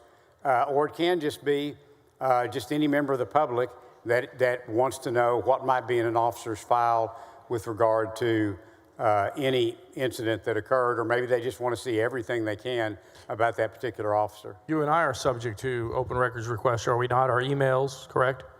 Well, there are limits to those. Right. But you and I are subject to Such as things that are done and that are legislatively protected, that are part of our legislative process. I guess what I'm trying to get at is, and I'm not trying to poke the bear here. I'm not trying to get argumentative with you just for the sake of being argumentative. I know that sometimes I can do that. I'm just trying to find, just looking for why the justification for all this. Because don't we want transparency? So there are, the Open Records Act has limits in it that we're subject to, that everybody is subject to, open records request limitations. And I guess I used this example last week, so I hate to use it again, but it's one that I ran into when my very first training officer, when I was a young police officer. And I never will forget that training officer told me, the first week we were together, he said, "Son," he said, "you never get fired around here for doing too little. You get fired for doing too much." And typically what you find with officers, the ones that are really working hard, really pushing hard, really trying to do a good job, and are out there aggressively trying to do law enforcement, they tend to get more complaints against them. Sometimes those are from defendants that have been arrested, and it's a way of trying to deflect that arrest and to try to show that the officer, or allege the officer was doing something, as a way of trying to get to a plea bargain or get charges dismissed. Other times it's just because the more you're out there. I can remember one occasion, I mentioned this last week too, when I was sent to go out to deal with a prominent group of citizens' kids, and I told the supervisor, I said, "Look, I'm happy to do this, but I know what's going to happen. As soon as I go take that action against them, then there's going to be a lot of prominent citizens coming down, and they're going to file complaints on me because I did something to their children, because I wrote them tickets, I arrested them." And I said, "All I want to know is that you're going to back me up when those complaints come in." That's what officers run into. So there are a lot of unsubstantiated complaints.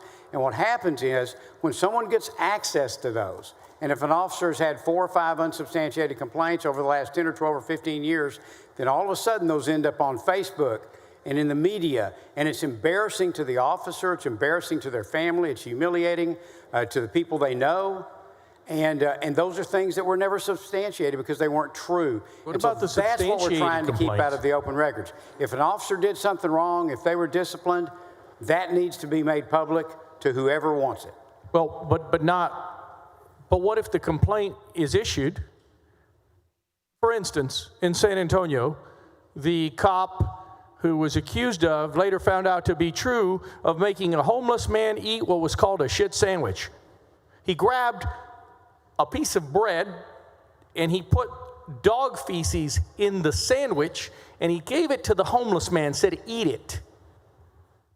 Under this happened.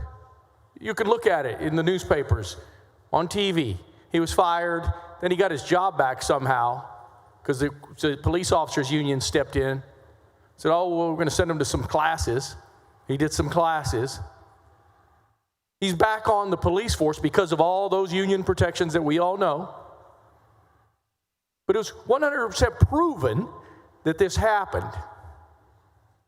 And so when the person makes their complaint under this bill, no one would ever see that Matthew Lockhart, or whatever his name was, gave this person a shit sandwich because he's protected under your bill. That's not a good cop. Well, let me ask you this. Well, no, let me answer that. That wouldn't be a good cop, would it? You said that completely wrong. Please let me correct you if I may right now. In that case, that officer was disciplined. In fact, they were terminated. They apparently went through a civil service appeal process, got put back on, but they still had a formal disciplinary action taken against them. And all the information related to that disciplinary action would be made available to the public I'm speaking of before. under this bill. I'm speaking of before, when the complaint is made until you get to that process, and while we're waiting the pendency of that process, all of that material sealed. Is that not correct? Well, disciplinary actions usually go pretty quickly, but yes, while it was under investigation, it would be classified as unfounded. But as soon as the discipline took place, which in this case it obviously did, then it's made available to the public, to anybody who wants it. In fact, that's how you found out about it. Yeah, I found out when the complaint was made because it went to the media. The media got their open records request because they were able to do so. They found that the complaint was made and the allegation was made, and then that is what actually drove the investigation, which then was proven by testimony of other cops to be true. Matthew, it's not Lockhart, it's Lock something. He's not a very good cop for doing that, is he? No, it sounds like he was terminated for good cause. Sadly, unfortunately, he's now back on the force. But that happened. But it's public. Under your bill, it wouldn't be public until the investigation and the disciplinary action is done. I suspect even without this bill, it would not be public until the disciplinary action was taken. Well, it was public. It was made public. That's what I'm trying to tell you. Under this bill, we wouldn't hear anything about this other than the accusation, but for the fact that we would have to wait for the investigation to be finished and the disciplinary action to be complete. So let me go back. That's the shit sandwich story. Let me go back and talk about what I'm most concerned with in this piece of legislation. You had this bill come out in the regular session, correct? Yes. And somehow it just didn't pass muster. Point of order in the House. Point of order. Got it. You had said during your deliberations, your comments on the Senate floor, that you weren't, when you were asked by someone, well, what are we trying to seal? You said any document, because your office didn't know what documents might not to be sealed, so that they are just sealing them all. So any document? No, I'm sorry. I'm sorry if I haven't been clear in that. Let me walk through it again. There'll be 2 personnel files, and this is what San Antonio already operates under today because they are a Section 143 city. So San Antonio is already under this exact policy. But what San Antonio has and what every law enforcement agency would have is 2 personnel files. The first one is called a personnel file, and it is available by open records request. And it would have all substantiated misconduct complaints, all commendations, congratulations, or awards bestowed on an officer, the periodic performance evaluations of the officer by a supervisor. All other documents of any nature would be in what is called the department file, and that is not available for general disclosure to the public. It is available in lawsuits. It is available by prosecuting attorneys. It is available if there's a criminal investigation against the officer or anything of that nature. You are and it's familiar. certainly available under Michael Morton and Sandra Bland Act and things of that nature. You are familiar that the fact that the Texas Department of Public Safety was sued by the families of Uvalde. You're further familiar with the fact that DPS was sued by members of the media in an attempt to get all of the records and body camera footage and everything else that went on during that horrible incident in Uvalde. I'm sure you're familiar with that lawsuit. You realize that the state of Texas has appealed that lawsuit, that ruling of the district court judge.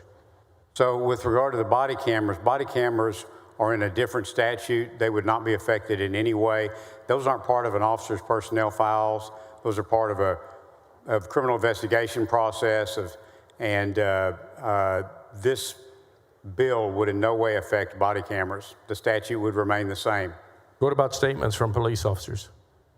It would not affect statements by police officers, except all the statements from the cops at Uvalde. It says there's an AR-15 in there, there's an AR-15, I don't want to get clapped out. Are those protected? This bill wouldn't have anything to do with that. Wouldn't have anything to do with that. So the media would be able to get that footage. Well, whether the media can get that footage or not has nothing to do with this legislation. So all of the statements that were taken from all of the police officers, the 96 DPS troopers and Texas Rangers, including Ryan Kendall, who sat there for 45 minutes on his telephone circling that room, all of those statements are not covered by your legislation. In other words, the media can get access to those particular pieces of evidence. I'm not saying the media can or can't. I'm saying those are part of a criminal investigation process. They're also part of civil suits. They're part of, I think they're certainly part of civil suits. I don't know if there's any criminal charges still ongoing with regard to that. But this legislation would have no impact on that in any way.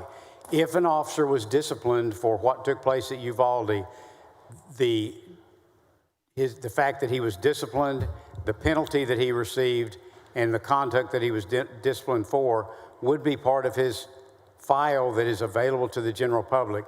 But any statements he made or she made in any incident, those are going to be governed by the rules that already apply to criminal investigation process. And therein lies a second problem. I'm glad you're answering my stuff for me. Ryan Kendall was disciplined. And then when the DA didn't, this Texas Ranger that stood around doing nothing outside the room and the other 12 people, I'm out, let me finish, I've let you finish. So he was disciplined. Then the district attorney says, oh, we're going to prosecute these 2 local cops, and all the DPS troopers and all the Texas Rangers were let off the hook. And so none of those, so he gets his job back. Ryan Kendall then gets his job back. Steve McCraw says, King's X, you're good, you're fine, you're going to get your job back. And so the general public really has no way of ever seeing the biggest failure in Texas law enforcement history. No way of seeing any of that under your piece of legislation. Those families will never, ever get the relief and the accountability they deserve from this state. Respectfully, the DPS is not currently under a policy like this. Now, that said, had they been, or if they become so, if an officer from Uvalde or any situation is disciplined for a violation of conduct, then that is available to the public. It's only unsubstantiated disciplinary complaints that are protected. And they are protected because they are unsubstantiated. They were not proven. Senator, I signed an NDA agreement. I can talk on this floor all I want about what I saw. I get legislative privilege, you know that. Cops pontificated outside that room. DPS troopers are, my God, this happens in America all the time. This is horrible. Instead of doing their jobs, cops said there's an AR-15, there's an AR-15. Cops said, DPS troopers said, I don't want to get clapped out today. I don't want to die. You would never, when you were a cop, you would have never said anything like that. But under your piece of legislation, that, what I call bad conduct, and I assure you, you could look at all the body cams and you can see what they said. Under your piece of legislation, if they're not sanctioned, if they're not disciplined, no one will ever see that. No one will ever see that great, horrendous, and tragic failure of the Department of Public Safety. That is, I'm sorry, but that's an incorrect statement. Well, tell us, elucidate. Okay. Again. I don't mean through a lawsuit. No, I'm not. So the disclosures we're talking about here are disclosures that would be made available through the Open Records Act through a Freedom of Information request. If there is a criminal investigation, if an officer is under criminal investigation, if there is a lawsuit ongoing, the discovery process, all of the officer's records, personnel file and department file, all those are available through discovery. This bill doesn't affect that. If there is a criminal investigation ongoing against the officer, all of that is available. Michael Morton, Sandra Bland Act, all that still applies. All this is talking about is when someone files an open records request and says, I would like to see the police files of Officer Joan Smith, then what will be released is the personnel file that has sustained disciplinary actions against the officer, their commendations, and their periodic performance reviews. That is what would be released to the public on an open records request. There is a lawsuit pending. The Attorney General is defending the Department of Public Safety, and that lawsuit, it was done by the media. Hell, I sued the state of Texas and couldn't get the documents. And so they said, Senator, we'll let you see everything. You just got to sign this non-disclosure agreement. There is a lawsuit pending. And nobody in the media has been able to see that. The families have been able to see nothing. The local cops, they submitted everything. The local school district police submitted everything pursuant to the ruling of that judge in that law court. Your colleague on the other side of the building, Don McLaughlin, said, what do we have to hide here? They all failed. And yet you're telling me that, hey, we can see this subject to some lawsuit, and yet we have not been able to see anything. But that's not my point. You shouldn't have to file a lawsuit because we have an Open Records Act, and you want us to sit here and pass this piece of legislation because you're saying you don't want cops to be defamed by some false report. And what I'm saying is, don't we want the truth over everything all the time? And isn't the truth more valuable than the potentiality for some cop to be defamed by some unsubstantiated report? Well, it's much more than a potentiality. It happens all the time. That said, and you said it yourself, nothing was good about the way Uvalde was handled by law enforcement. Nothing was good. And shouldn't we know? Shouldn't the public know what happened? And I'm not saying they shouldn't. I'm just saying that that information has nothing to do with this legislation. This if there are, I'm assuming what you're telling me is that there were open records requests made and there's lawsuits about that. But I also know that there's ongoing lawsuits, and all that information is available to the parties, to the families' attorneys through that discovery process. And it's out there, so somebody knows about it. It actually if any isn't. of those officers are disciplined, I don't know what officers at DPS were disciplined or were not disciplined. But if they were disciplined, it would be made available to the public under this legislation. You're a much smarter lawyer than me. I don't know, but I know that there is lawsuits pending, and I know that the families' lawsuits are pending, and none of them have gotten to see the body cam footage, the police reports, the police statements. They have begged me to show them. And I won't do it not because I signed an NDA with Ken Paxton. Who cares? I won't do it because I don't want them to see their dead kids dragged along the floor by cops. Little girl without a face.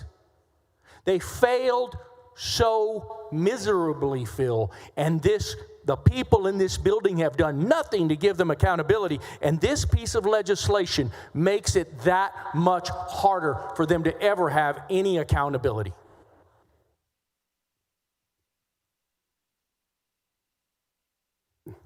I have been at the scene of more shootings and stabbings and sexual assaults than I can actually remember. I've been there when officers are laying on the ground bleeding. I've been there when officers are laying on the ground dead.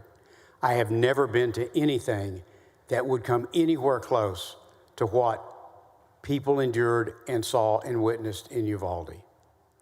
But what I'm trying to tell you is that this legislation doesn't change any of that. What this legislation says is where there are unfounded, because that's what this is really all about, where there are unfounded complaints made against an officer who's just trying to do their job, that those unfounded complaints will not be made public. And that's really what this comes down to. Well, I'll tell you what. There's no one, for as many bad jokes as you and I have heard about lawyers, and you and I have done a lot of criminal defense on both sides. And you see a lot of horrible stuff in criminal defense. Judges that prosecute these cases, like Senator Huffman, has seen the most egregious and horrible stuff, the most egregious murders, children being molested, and photos of those horrible, horrible acts. Senator Hinojosa as a trial lawyer, Senator West as a defense lawyer, we've seen all of those things. You're right. And I've never, ever seen anything in my 27 years of practicing like what I've seen in those hundreds and hundreds of hours of body cam footage. And I won't show it to those families. But your argument that those things are available to them is really wrong, because it has not been made available to them or to their lawyers. And so if your bill is not about that, if your bill is about something else, then I want you to not just agree with me, but co-author this amendment that I have, so that those families in Uvalde and other victims like them will be able to see this kind of reports and body cam footage immediately. We'll talk about that when that amendment comes up. We don't need to belabor this point. But the reality is, and I disagree with you, I think that the public, that every law enforcement agency in this state should be 110% transparent. I would think that every cop would want to be transparent about what goes on in his department, his or her department.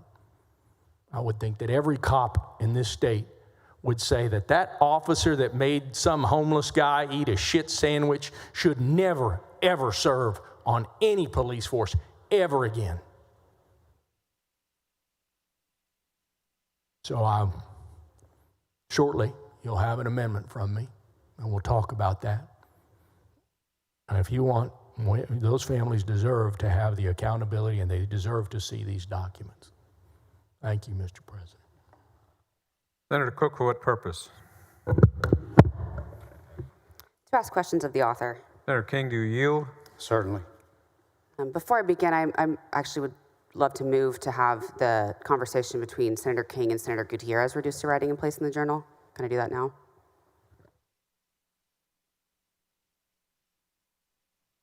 Yes, you can do that now. Members, there's no objection. Hearing none, so ordered. Senator Birdwell, for what purpose? Parliamentary inquiry. State your inquiry. If the journal is printed, does it have to include the foul words used in the conversation between Senator King and Senator Gutierrez?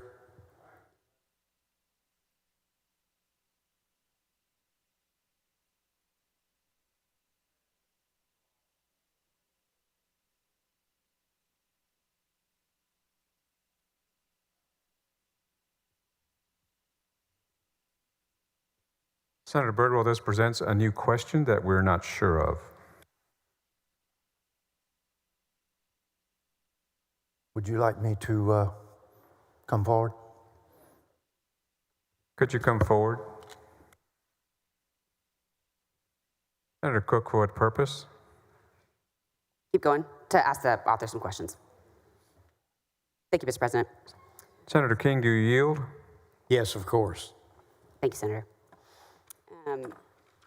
So it's my understanding that the word document, as it pertains to the language in your bill, is actually not well defined in statute, and it's been held previously that that does include body cam footage. Are you advised on that at all? Yes, so body cameras are in a different statute. Body cameras are not part of an officer's file. They're they're owned by the department, by the law enforcement agency. They're part of their criminal investigation process, and so this bill doesn't have any impact on body cameras. It's a whole different statute. Well, this bill is dealing with everything that's not the personnel file, so right, but it is a document relating to a licensee, correct? That's really broad.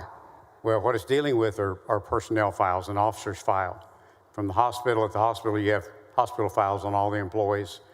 And, but I'm sure that the security footage that's filmed in the building isn't put in anyone's personnel file, because it's not part of a personnel file. But we're not talking about personnel files, we're talking about department files. Personnel files already exist, right? And they don't have the unsubstantiated claims in them, et cetera. It's the department file that could contain body cam footage because it's a document relating to a licensee, right? Okay, all I can tell you is there's a separate statute, and I can pull it up, I've got it in the notes here, but there's a completely different separate statute on body cameras, that body cameras are not considered part of an officer's file. Their personnel file, the department file, any file. They are something owned by the department, just like the vehicle that the officer drives is owned by the department, not by the officer that's driving it. The footage that video takes in is owned by the law enforcement agency, not by the officer.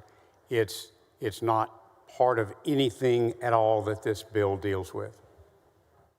I'm confused because that feels like exactly what we're all concerned about. So C says a department file must contain any, big old word, any letter, memorandum, or document relating to the license holder that's not included in a personnel file. That sure seems like it also includes body cam footage, 911 transcripts, potential logs. So body cam footage, 911 transcripts, those are not documents that are in any way part of a law enforcement officer's personnel file. But your bill entirely deals in the content area of things that are not in the personnel file, right? So, and you're from Houston, and Houston already uses this process. They don't use SB 15, they use Chapter 143. I'm sorry, could you say that again? They don't use a bill that hasn't passed, they use Chapter 143. It's just not have a department file, right? Okay, Chapter 43 that the city of Houston is under today already divides the Houston Police Department's personnel files on an officer into a personnel file and a department file. This essentially codifies that for the entire state, the same thing that Houston is under today. Body cameras footage is not a document. It's not something that this bill in any way affects. So I know for sure that SB 15 would change the way that Houston operates because we talked about this last time. KHOU broke the story about head strikes in Harris County jails. The same way that the San Antonio Express also broke a story about use of force, and they used the exact information that's going to get socked away and hidden in the department file. They used exactly all that information to show a pattern that led to changes in how law enforcement in Houston operates, or in Harris County. So it's not like we're just going from Chapter 143 to Chapter 143, right? We're going from Chapter 143 to a whole new method where a department file that's any document relating to a licensee, super broad, is completely sealed from even us, right? So we're talking about the Freedom of Information Act request for open records request. We're not talking about a criminal investigation. Mm-hmm. We're not talking about a discovery process in a lawsuit. Every police officer has an HR file. Mm-hmm. For all the civil service cities, including Houston, and for all police departments, if this legislation passes, everyone will be under what is the new TCO model policy that's recommended. It divides that officer's HR files into two separate files, one of which is available to the public mm-hmm. through open records requests.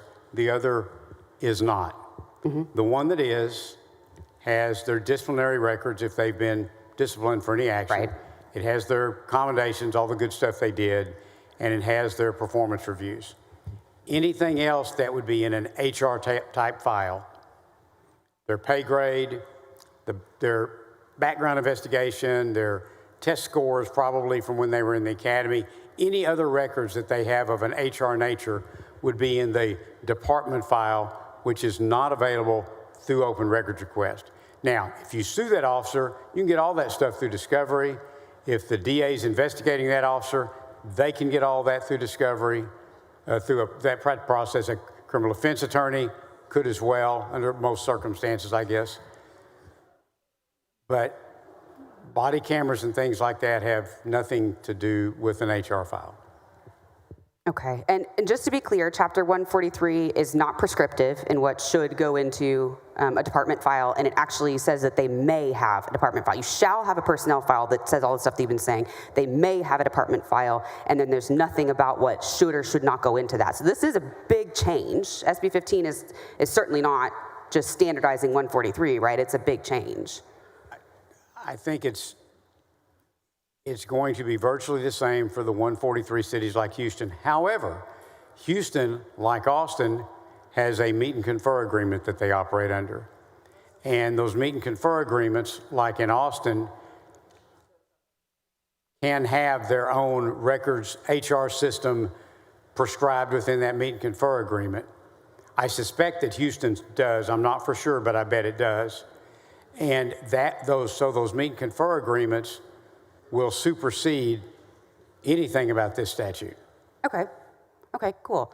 Well, it's my understanding that it's been held many, many times that the Word document includes digital and can include body cams. I feel like I've just seen that a lot before. I'm going to propose an amendment. I've got more questions for you, but I've got to propose an amendment that basically says that Chapter 143 should supersede this policy as well, if that's what since the voters voted for that. So since we're looking for consistency, I just hope you'll consider that amendment, because I hear you talking a lot about consistency. So as a nurse, I'm expected to adhere to rules and statutes governing my profession, and doing so is obviously in the best interest of my patients, right? And like nurses, police work can be a matter of life and death. Are you familiar at all with the rules that govern nurse personnel files, disclosure, and complaints? No, I'm not. Okay. I got a memo here for us, so just so folks know, employers with 8 or more nurses on staff are required by statute to form peer review committees for incident-based dispute resolution. In the case of peer review committees, only the contents of the process are strictly confidential. However, the law provides for the committee to make available written oral communications to licensing authorities of any state, law enforcement agency investigating a criminal matter, another peer review committee, or state or federal accrediting organizations. Disclosures are meant to protect, to the extent possible, the identity of patients. So I do know actually when cameras footage has been used, but you can't use anything that violates HIPAA. And hospital personnel files, the Texas Board of Nursing regularly receives these either by request or subpoena, the hospital personnel files of nurses. Nothing in statute or rulemaking allows or directs employers to conceal unfounded investigations. We spoke with the general counsel of the Texas Board of Nursing, and they said these files are actually critical to Board of Nursing investigations and are essential to establishing fact patterns in the aggregate. So we've all got confidential stuff. We all have to be safe. Everybody, there's always unsubstantiated claims against people who are doing good work, but why does law enforcement deserve more protection than healthcare workers?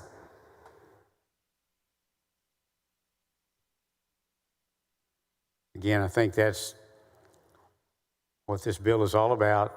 Law enforcement are in a very unique position. And I may be wrong in nursing, but I don't see nursing having to have internal affairs departments just to manage investigations of complaints against officers. And I don't really know how to answer that question. But I'm just saying that there is a very serious problem. That's why the law enforcement community for multiple sessions has been trying to get this type of legislation. Finally, in the Sunset Commission bill 2 years ago, we asked as a body TCOL to come up with a model policy. They looked around the state, had a long work group work on it during the interim. They looked and saw what was in 143 and said, that's the best we've seen. They framed the model policy to essentially be what's in 143 today. And we would be adopting that through this legislation as the requirement for all law enforcement agencies.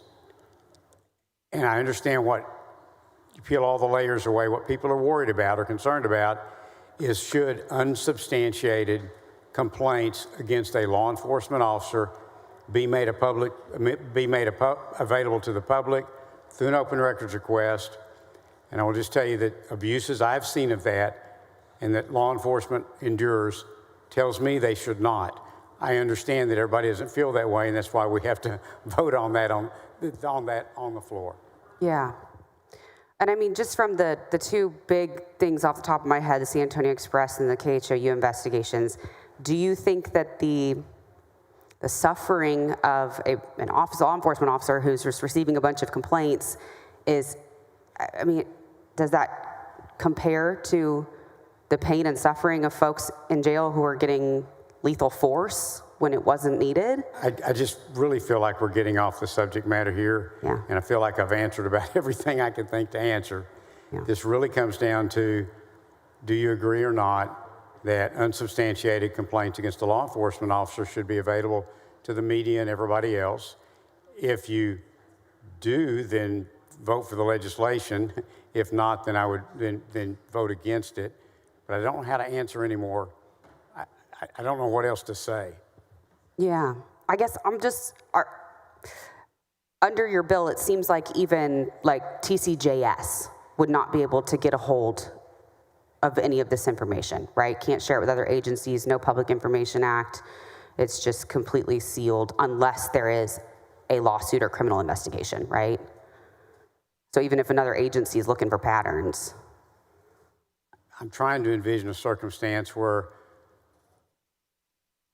a jail standards commission or something like that is wanting to look at complaints filed against a police officer or a sheriff's deputy somewhere. I don't know how to answer In that. instance of deaths or escapes, they'll ask about ongoing disciplinary action and. If they're applying for a job with another law enforcement agency, that law enforcement agency would have complete access under statute to all the officers' records from wherever they've been employed before.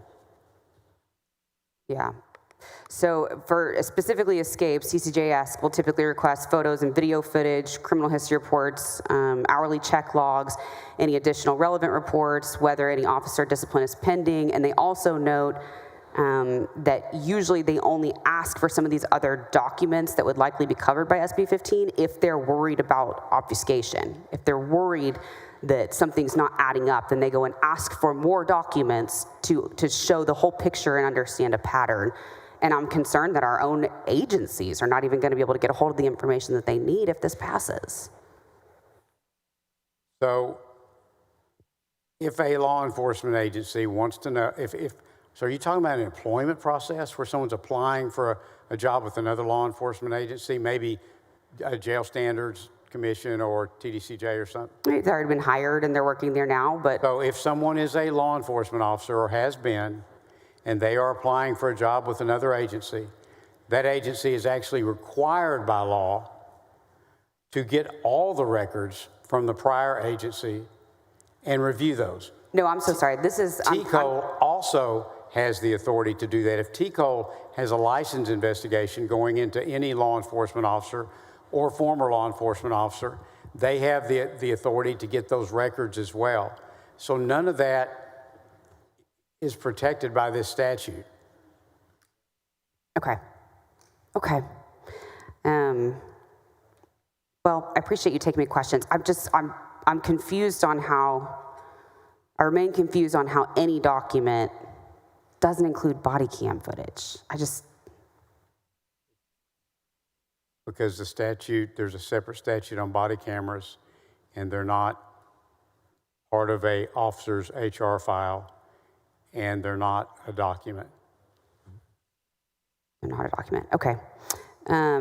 One more thought, just because I know some of the agencies out here are not as large as others, like those in Houston, San Antonio. Under your bill, is it possible that a constable accused of some kind of misconduct would simply look at his or own conduct, because there are places where there's like single person agencies, right? Find nothing wrong and put everything related to the accusation into the sealed file. Is there anything in your bill to prohibit that from happening? So there's something like 1,700 law enforcement agencies in Texas, and it's something like, I'm sure I'm way off on the numbers, but I think it's something like 70% of those have 10 or less officers. My thought is you want some structure that says what they are to keep in their HR files, in their personnel files. And this provides that structure, and then so everybody knows what they're supposed to be keeping. You're quite right. There are probably law enforcement agencies out there that basically have no files other than the minimal amount that TCO might require them to keep. And to me, I think that this puts a model policy in place that every law enforcement agency is going to have to follow, and everybody will know what all the rules are. Okay, and I just want to say one more time, the bill is specifically talking about content not included in a personnel file. We are not talking about the personnel file. We are talking about a department file. It's everything else, right? And let me go back to calling it an HR file. Every law enforcement agency keeps HR records on their employees, on their officers. This will require them to have that to be bifurcated into two different files. One is called a personnel file. The other is called the department file. The personnel file will have those three things in it I've mentioned repeatedly. Everything else is in the department file. Yeah. Okay. Whatever it may be. Okay, awesome. Well, I really appreciate you taking my questions, and I hear you on the consistency with Chapter 143, so I'm hopeful for the amendment in a little bit, but we'll see. Thank you. Senator Huffman, for what purpose? Question the author briefly. Senator King, do you yield? Certainly. Briefly. A couple of questions, and I rise because it feels like the issue's gotten a little muddled here. I think we're all a little tired. But I want it, because it's very important, it was an important piece of legislation in 2021, SB 24, that I authored, that was widely bipartisan support and widely supported by law enforcement throughout the state. And that once and for all kind of cleaned up the hiring practices and put, a burden on those hiring police officers from other agencies to thoroughly review personnel files and records and have access to everything that they needed to make good hiring decisions so that, and the bad cops are few and far between, but when they're there, so they don't get passed on from agency to agency. So my question is there anything in this legislation that you proposed tonight that would get rid of those reforms that we made under the Police Transparency Act in 2021? Absolutely not. In fact, it has a statement, I think in Section F, that talks about that wherever it's required by other law, this bill doesn't apply, this legislation doesn't apply, this statute doesn't apply. And just like with the Sandra Bland Act and the Michael Morton Act and the body camera statutes and the requirements that law enforcement agencies have access to and review, and that was a big piece of legislation because people were passing bad officers along. Right. And they weren't being able to get access to files from where this, and so if someone's applying with another agency, all that officer's files from their previous agencies are made available because of the very good legislation you did in 2021.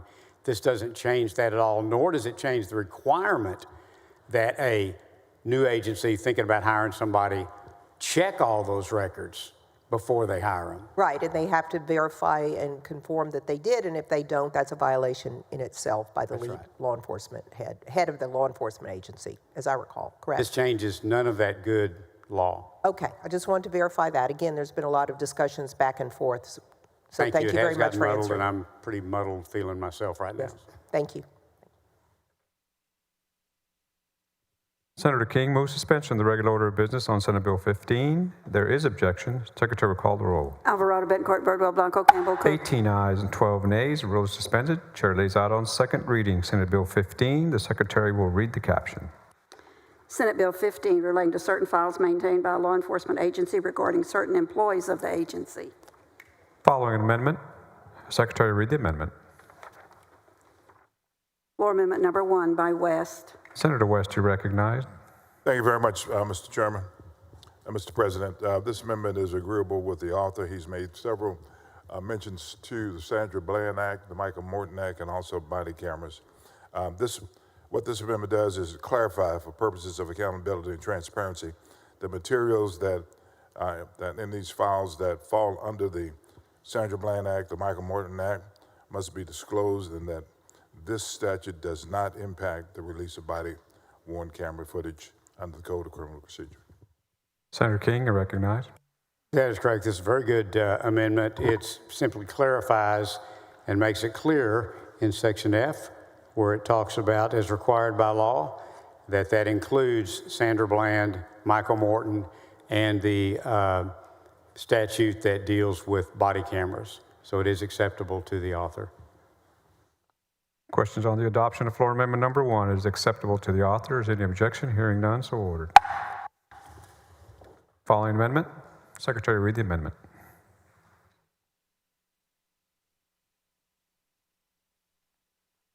Floor amendment number 2 by Gutierrez. Senator Gutierrez, you're recognized. Thank you, Mr. President. Members, this is an amendment that says every law enforcement agency shall disclose documents contained in the department file to individuals who filed the complaint, presumably a criminal defendant, individuals who were the subject of the conduct or family members of the subject of the conduct now deceased upon completion of the criminal investigation or investigation by internal affairs unit or a supervisor. We saw what's happened in Uvalde. No family has been able to see these documents from the Department of Public Safety. The 15th Court decision over release of DPS documents to Uvalde families and the news media is imminent. After 3 years of waiting, a separate appeals court has already directed that Uvalde County and Uvalde ISD to release the records, and those governmental bodies started to release the documents just this week. DPS and the Attorney General's office have fought the release of those documents, and that's what this amendment does. It allows those families to be able to get all of those records and those documents and those body cams.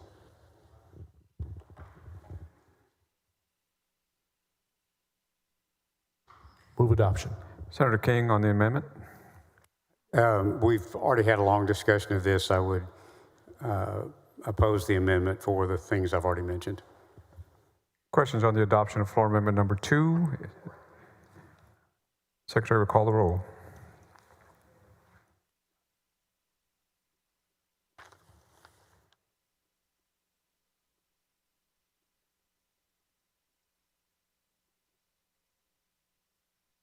Alvarado, Betancourt, Birdwell, Blanco, Campbell, Cook, Creighton. The 11 ayes, 19 nays. Amendment fails. Following amendment. Secretary, read the amendment.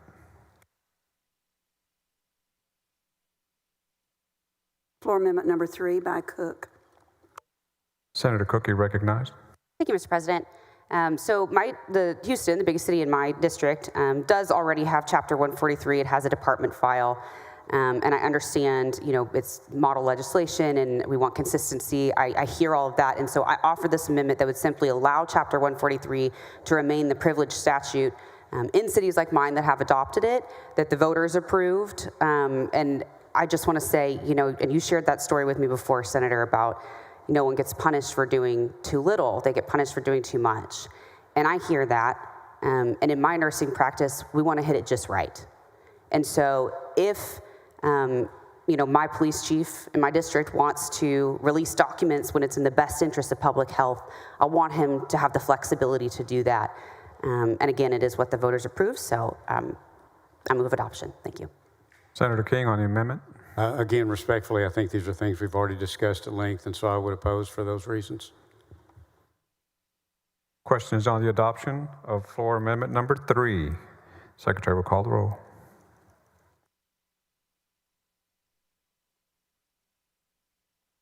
Alvarado, Betancourt, Birdwell, Blanco, Campbell. The 11 ayes, 19 nays. Amendment fails. Senator King, you're recognized for a motion. I move passage to engrossment. Senator King moves passage to engrossment.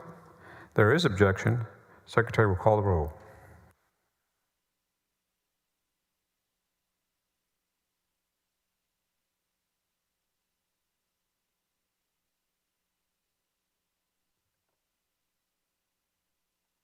Alvarado, Betancourt, Birdwell, Blanco, Campbell. The 18 ayes, 12 nays. Bill is passed to engrossment. We will hold there, Senator. Thank you, members.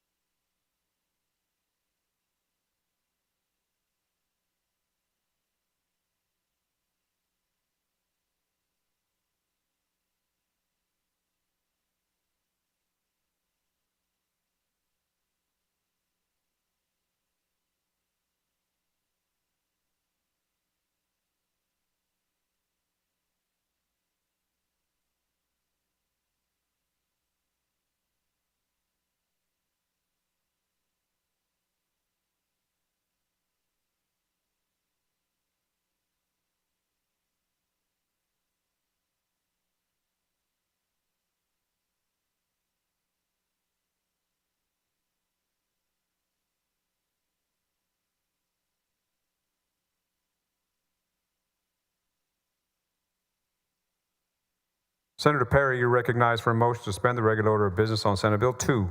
Thank you, Mr. President. Members, this Senate Bill 2 is the exact copy of what we sent off the floor as SB 1 in the first special session. It's the Omnibus Flood Natural Disaster Response and Preparedness. With that, I move to suspend the regular order of business on Senate Bill 2. Senator Perry moves suspension of the regular order of business on Senate Bill 2. Is there objection? Hearing none. Rules are suspended. Chair lays out on second reading Senate Bill 2. The Secretary will read the caption. Senate Bill 2, relating to disaster preparedness, response, and recovery. Following amendment. Secretary, read the amendment. Floor Amendment Number 1 by Perry. Senator Perry, you're recognized on the amendment. Thank you, Mr. President. First Amendment authorizes DISHS and TDM to coordinate with the Justice of Peace and Constables Association Texas Court Training System for development and delivery of the training SB2 requirements for JPs. Move adoption. Floor amendment. Questions on the adoption of floor amendment number 1? Is there objection? Hearing none. The amendment is adopted. Senator Perry, you're recognized for a motion. Move passage to engrossment. Senator Perry moves passage to engrossment.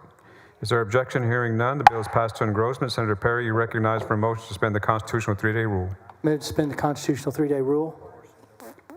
Senator Perry moves suspension of the 3-day rule. Secretary, call the roll. Alvarado, Betancourt, Boardwell, Blanco, Campbell. 30 ayes, 0 nays. Rules are suspended. Chair lays out on third reading final passage Senate Bill 2. The Secretary will read the caption. Senate Bill 2, relating to disaster preparedness, response, and recovery. Senator Perry, you're recognized for a motion. Move final passage Senate Bill 2. Senator Perry moves final passage Senate Bill 2. Secretary will call the roll. Alvarado, Betancourt, Boardwell, Blanco, Campbell. 30 ayes, 0 nays. The bill is finally passed. Congratulations.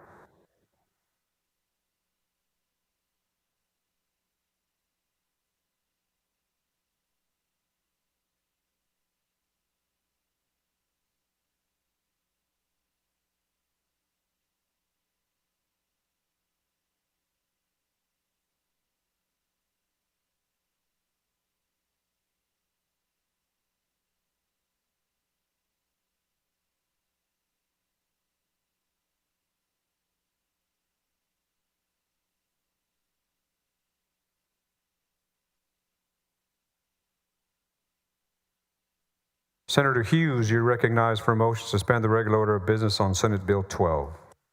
Thank you, Mr. President. Members, I move to suspend the Senate's regular order of business to take up and consider at this time Senate Bill 12. 1985. No member of the Senate, no current member of the Senate was a member at that time. It's been a few years ago. 1985, we're not real partisan around here, but at the time there were 25 Democrats and 6 Republicans in the Texas Senate. 1985, over in the House, there were 95 Democrats and 55 Republicans. Governor Mark White, Democrat, was in the governor's mansion. And that year, that session, the 69th legislature, in 1985, the legislature did on Section 273.021 of the Election Code, they put in there the authority of the Attorney General to investigate and prosecute election crimes. This goes back to 1985.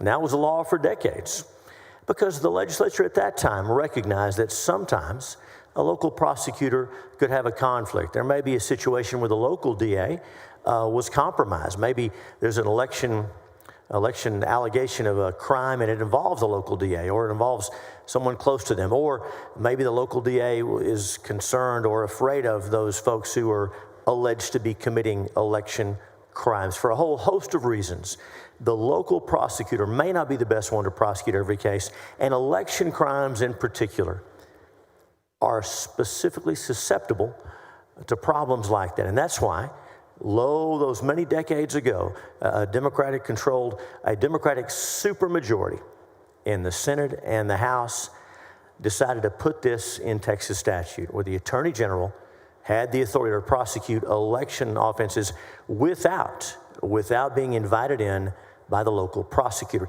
And yes, that was an exception because, as I'm sure we'll discuss tonight, the default is the local prosecutor handles criminal offenses. It's exceptional for the AG to come in on those cases uninvited.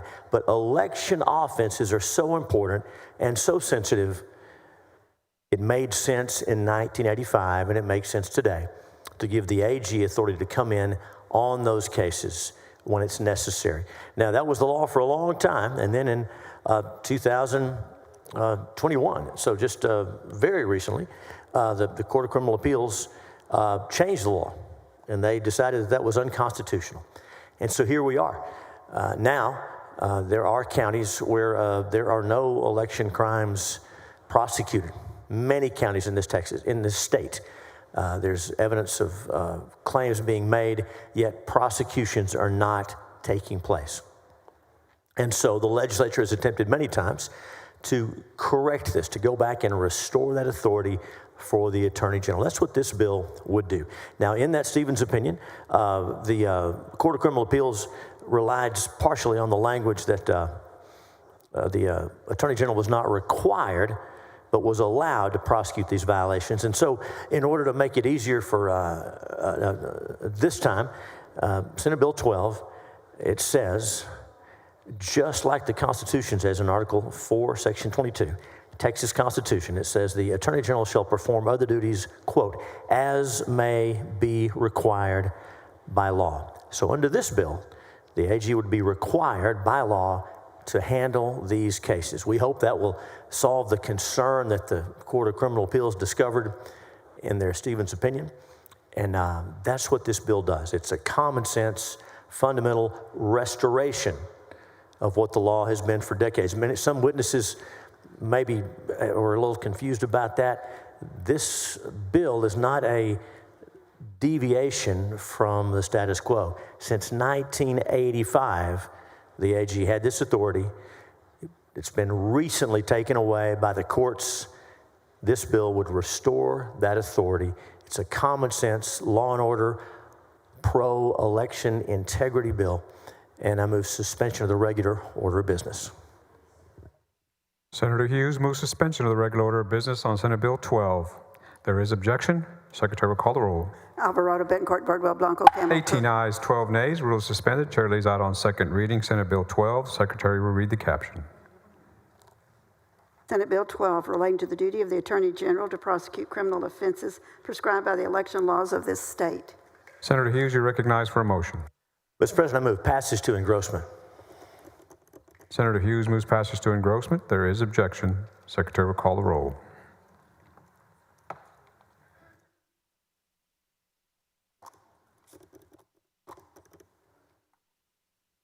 Alvarado, Betancourt, Birdwell, Blanco, Campbell. 18 ayes, 12 nays. Bill is passed to engrossment and will hold there, Senator. Thank you, Mr. President. Thank you, Senators.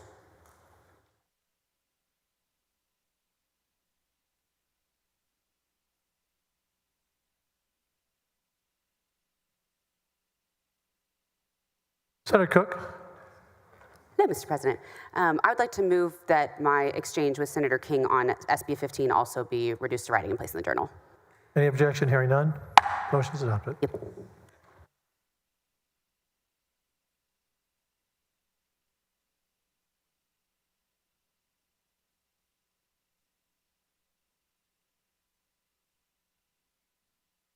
Senator Perry, you're recognized on Senate Bill 6. Thank you, Mr. President. Senate Bill 6, consumable hemp product restrictions. It's the same bill we passed out in the first special session. Nothing's changed other than the fact that more and more information comes out every week regarding the impact and effects of THC on the brain, the body, and long-term use and the impacts on that, as well as the polls. The more information that comes out there, they seem to be driving the conversation back to the legitimate science that this stuff is not good and it's harmful for those that use it, specifically on a long-term basis. With that, I move to suspend the regular order of business on Senate Bill 6. Secretary will call the roll. Alvarado, Betancourt, Birdwell, Blanco. 22 ayes and 8 nays. The rules are suspended. Chair lays out on second reading Senate Bill 6. Secretary, read the caption. Senate Bill 6, relating to the regulation of certain products derived from hemp. Recognize passage to engrossment. Move passage to engrossment. Secretary will call the roll when ready.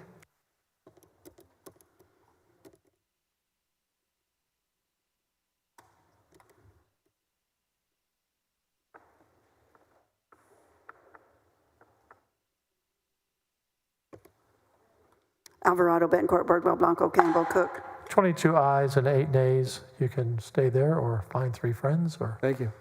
final I don't passage know how tomorrow. many friends I have tonight. It's late, so I'll check.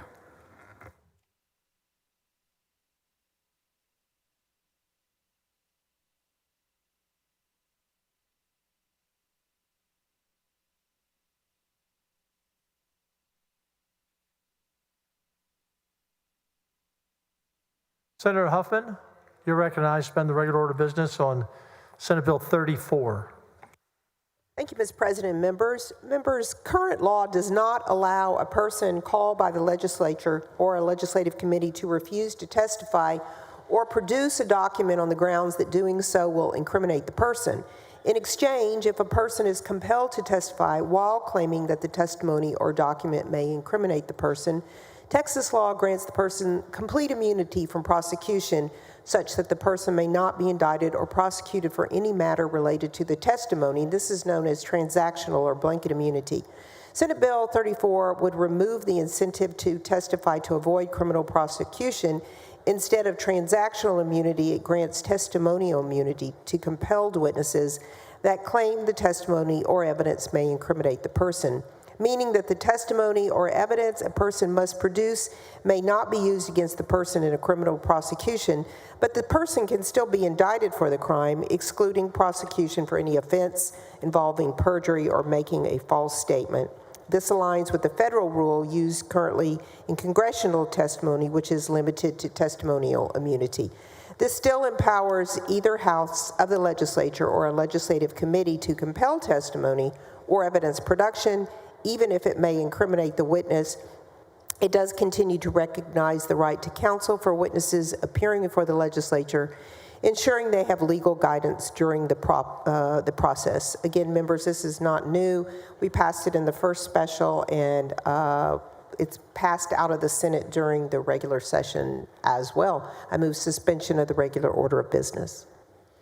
Secretary will call any objection? No objection. The rules are suspended.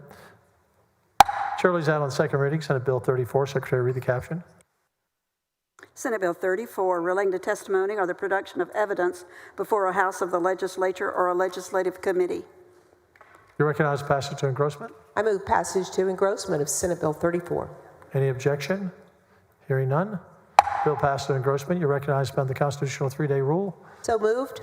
Secretary will call the roll. Alvarado, Betancourt, Birdwell, Blanco, Campbell, Cook, Creighton, Eckhart.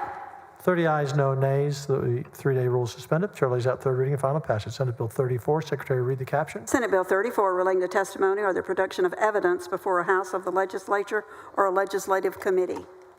You recognize on final passage. Move final passage of Senate Bill 34. Secretary will call the roll. Alvarado, Betancourt, Birdwell. 30 ayes, no nays. Bill's finally passed. Thank you. Thank you, members.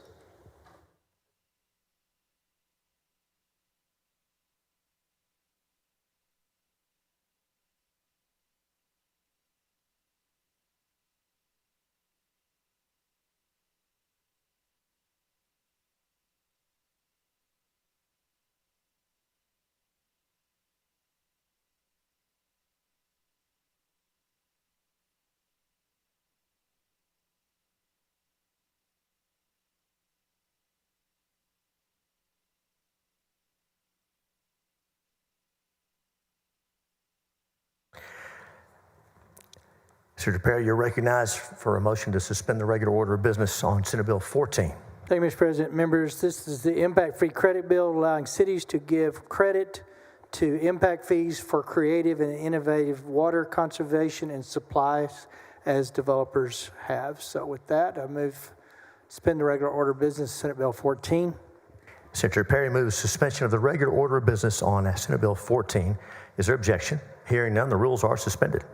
The chair lays out on second reading Senate Bill 14. Will the secretary read the caption? Senate Bill 14, relating to the provision by a political subdivision of credits against impact fees to builders and developers for certain water conservation and reuse projects. Senator Perry is recognized for a motion. Move passage engrossment, Senate Bill 14. Senator Perry moves passage to engrossment. Is there objection? Hearing none, the bill is passed to engrossment. Senator Perry is recognized for a motion to suspend the constitutional 3-day rule. Move to suspend the constitutional 3-day rule. Senator Perry moves suspension of the 3-day rule. Will the secretary call the roll? Alvarado, Betancourt, Birdwell, Blanco, Campbell, Cook. There being 30 ayes and no nays, the rules are suspended. The chair lays out on third reading and final passage Senate Bill 14. Will the secretary read the caption? Senate Bill 14, relating the provision by a political subdivision of credits against impact fees to builders and developers for certain water conservation and reuse projects. Senator Perry is recognized for a motion. Move final passage, Senate Bill 14. Senator Perry moves final passage of Senate Bill 14. Will the secretary call the roll? Alvarado, Betancourt, Birdwell, Blanco, Campbell, Cook, Creighton. There being 30 ayes and no nays, Senate Bill 14 is finally passed. Thanks, sir. Congratulations, Senator Perry.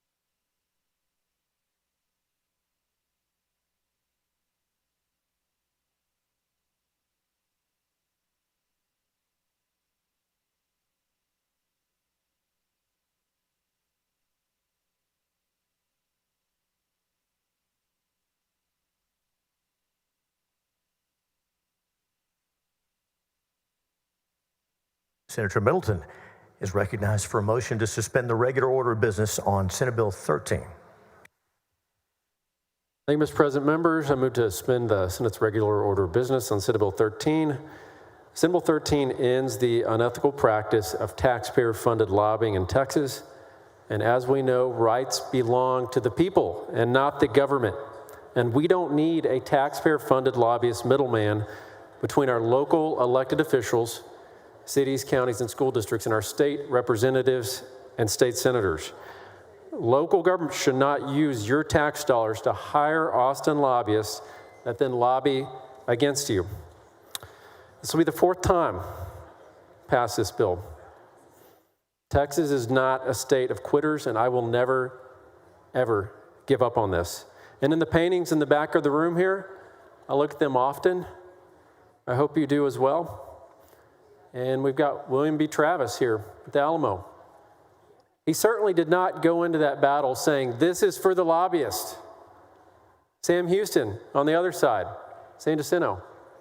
He certainly did not go into that battle and say, this is for the lobbyists, because they knew they were fighting for our individual liberties, our God-granted freedoms. And so here we are. Are we going to stand with them, William B. Travis and Sam Houston, or are we going to stand with the Congress Avenue Austin lobbyists right here? That's our decision with this bill. And right now, political subdivisions of the state are spending up to $100 million per year hiring these lobbyists, paying public funds to governmental organizations that then lobby. And they routinely fight against common sense and against the conservative legislation that we were frankly elected to get done. And that includes property tax reform and relief. That includes border security. That includes election integrity. It includes school choice. It includes something we just passed earlier, the Texas Women's Privacy Act.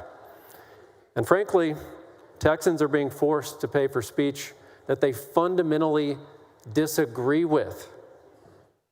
And we have a deep state in Texas, and this is it. This is the USAID of Texas, right here. Taxpayer-funded lobbying is forced speech.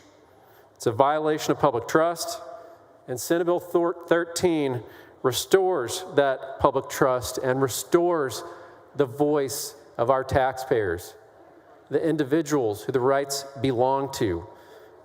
Because we have to answer directly to the people and not government.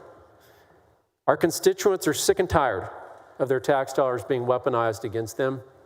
In fact, only 7% of Texans support this practice. Well, we're not standing with the 7% today.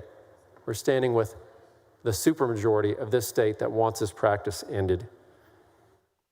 So the bottom line is this: pass the ban and defund the deep state. And with that, I move suspension. Senator Menendez, what purpose? Questions of the author, Mr. President. Senator, do you yield? I do yield. Thank you. Thank you, Mr. President. Thank you, Senator Milton. Senator Milton, under this bill, if I read it correctly, charter schools and for-profit health systems can still lobby freely, but most public school districts, cities, public hospitals cannot. Is that correct? So under Chapter 556.055, which is the previous section in the government code, we're adding a new section, 556.0056. That's what this bill does. So we've closed half the door. The policy of this state is not to have appropriated funds go to a registered lobbyist, so someone required to register under Chapter 305. Now, what is not covered at this moment is public funds from taxing entities, right? So political subdivisions of the state. And the reason why I say public funds is we just addressed one that's like a tax, impact fees, right? I mean, that's levied by government. I wish we had passed the bill many years ago to rename every fee levied by government a tax, because that's what it really is, right? So this bill closes the other half of the equation, and that is public funds spent on lobbyists by political subdivisions of the state. So the first half is already done. It's in law, 556.055. You cannot spend appropriated funds on lobbyists. So you just said that current law says you can't spend appropriated funds on lobbyists.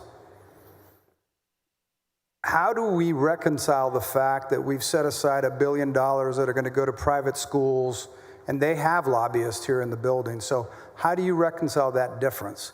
And the other fact is that we fund charter schools, and they have lobbyists, and you don't include them in your bill, even though for purposes of the bill you just debated at 744, a couple of hours ago, an hour and a half ago, you said they were political subdivisions for purposes of the bathroom, of the your private bathroom bill. I'm trying to figure out, how do we reconcile the differences? In one bill you call them a political subdivision, in this bill you say they're not, but yet they're still deriving funds from the appropriations bill, and they have taxpayer-funded lobbyists because you're not including them in this legislation.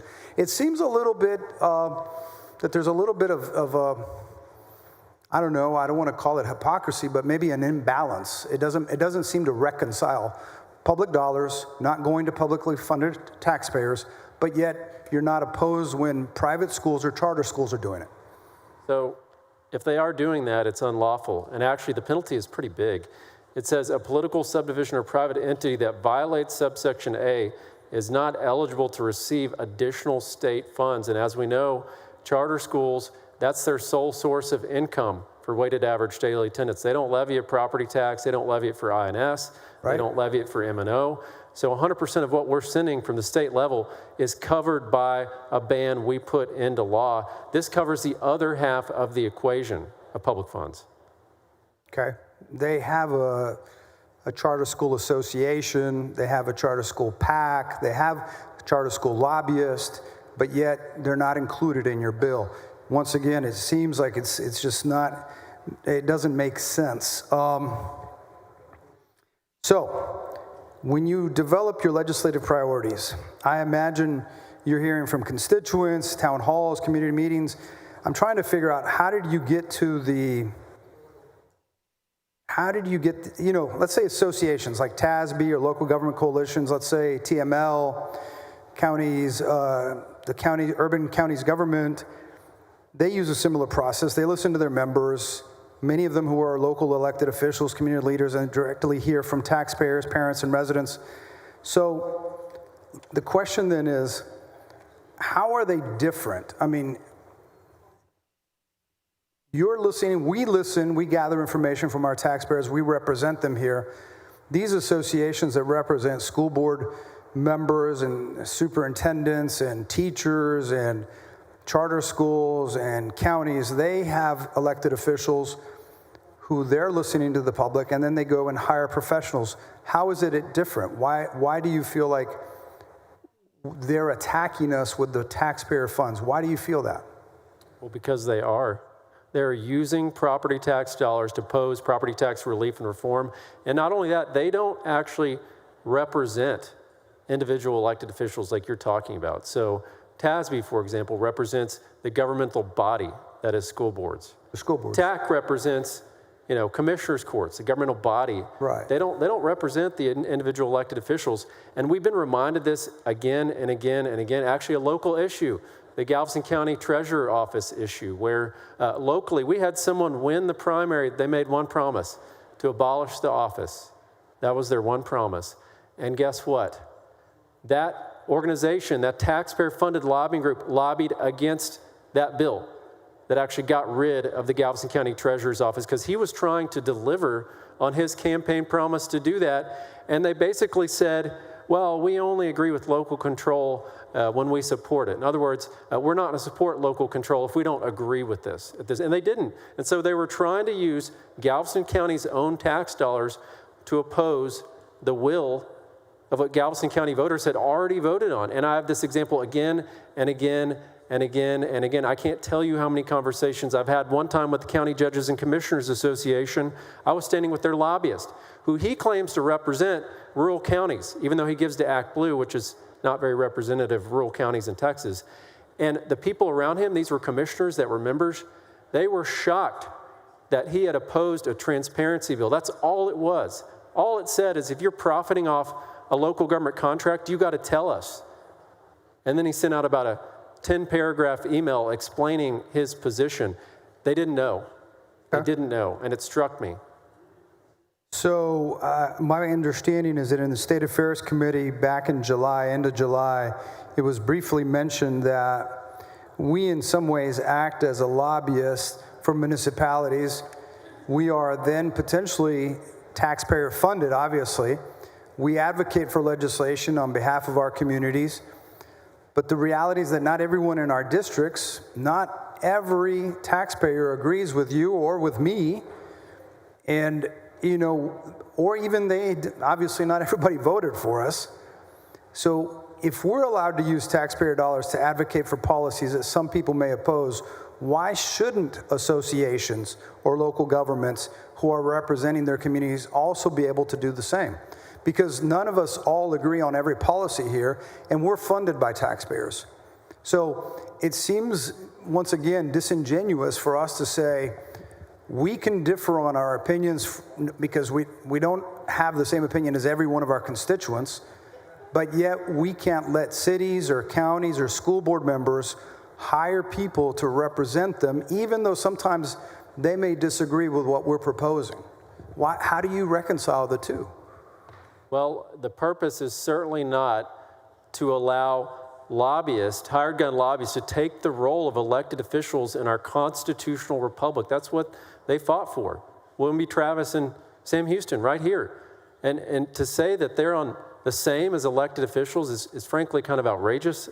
And at the end of the day, we swore an oath on the Bible to protect and defend the laws and the Constitution of this state, and it certainly was not an oath to protect the interest of these taxpayer-funded lobbyists on Congress Avenue. No, I completely agree with that. We're supposed to represent our constituents directly, and they're seeking a loophole, right? They want a way to thwart the will of the majority of this body and thwart the will of elected officials. That's what they're seeking. I have to respectfully disagree with you. I think it was the third week of July, maybe in the second week of July. 9 of us from the Senate were in Kerrville, and we were there. It was about a 16-hour day. We got there about 6:45, right before we went on a tour. And the committee hearing started around 9:30. The president, our lieutenant governor was there, and the Speaker Burrows was there. And we heard from 4 rural county judges. And those 4 rural county judges they testified that they felt that their association represented them well, and it was necessary for them because they could not afford to come down to Austin all the time. And that's why they felt it very necessary to be able to hire these people who represented the interests, help them represent their constituency. And so they actually thanked me for saying, yes, it's exactly what you're saying. We are struggling to make ends meet here out in rural Texas. And so therefore we need to be a member of an association so that we can sort of just pitch in whatever we can and have representation in Austin, Texas. So it doesn't mean that they don't have it through their elected officials, but we're listening to 8,000 bills per session. And sometimes these trade associations help the focus sharpen on the issues that matter to these groups. And so how do you reconcile? We hear, I've heard you say that we need to be hearing directly from the people, but often those people we work with are in coalitions and trade associations to address the shared concerns. In my opinion, is that this bill is going to cut off their ability to do that. And I think this bill will isolate the legislature from the experts who have to go out and implement the laws that we're passing. And so how do you reconcile that? Well, first of all, this does not abolish those associations. And that actually is a lie told by the lobbyists whose paycheck is threatened. I mean, do you think that there's an incentive for them to not be honest, to protect their paycheck? Of course there is. Of course there is. Those associations can continue to exist and provide a lot of the services that we all hear about, like bill tracking, legislative analysis, legal advice. They can organize witnesses coming before committee, which they already do that, actually. We see it a lot in state affairs where they have like a rotation of rural county judges or rural superintendents or rural city council members that come here on a rotation because they represent a unique voice in rural Texas, and that's hearing from them directly, nor does it prohibit any staff from coming here. They don't actually have to come here directly. There's a total exemption from employees of local government from having to register to lobby.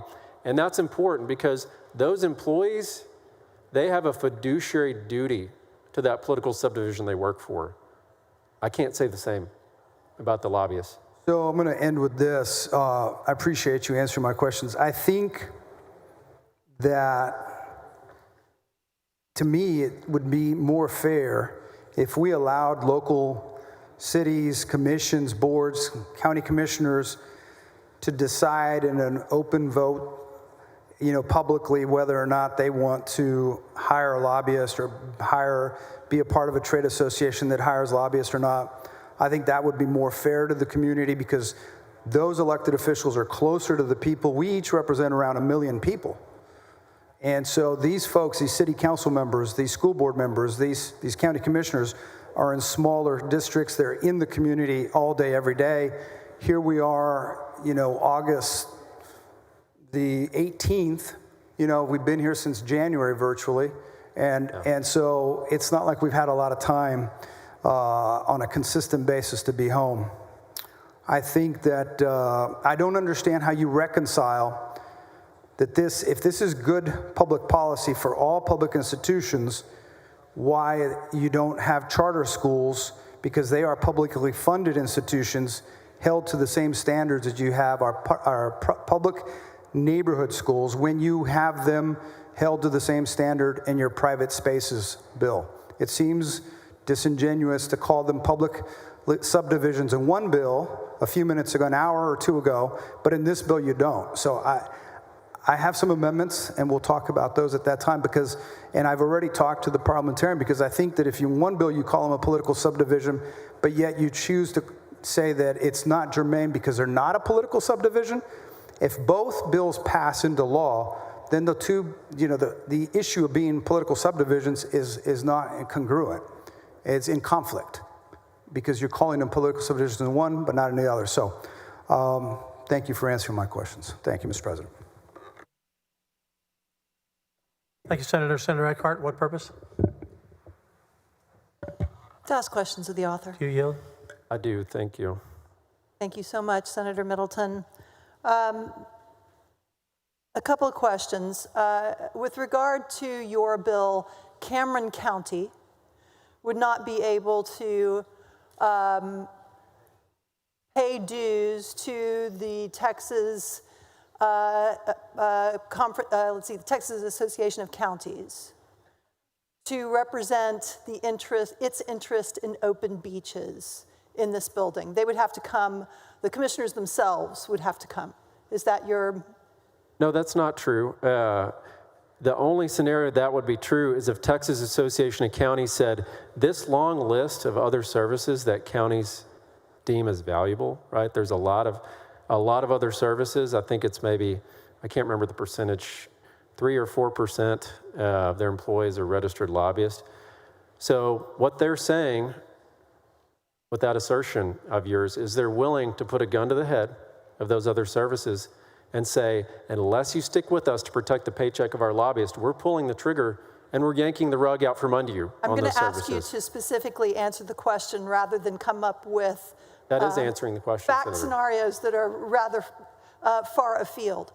What I am asking you is, does this bill prohibit Cameron County from paying dues to the Texas Association of Counties, which has people on staff that must register as lobbyists, to advocate Cameron County's interests in open beaches?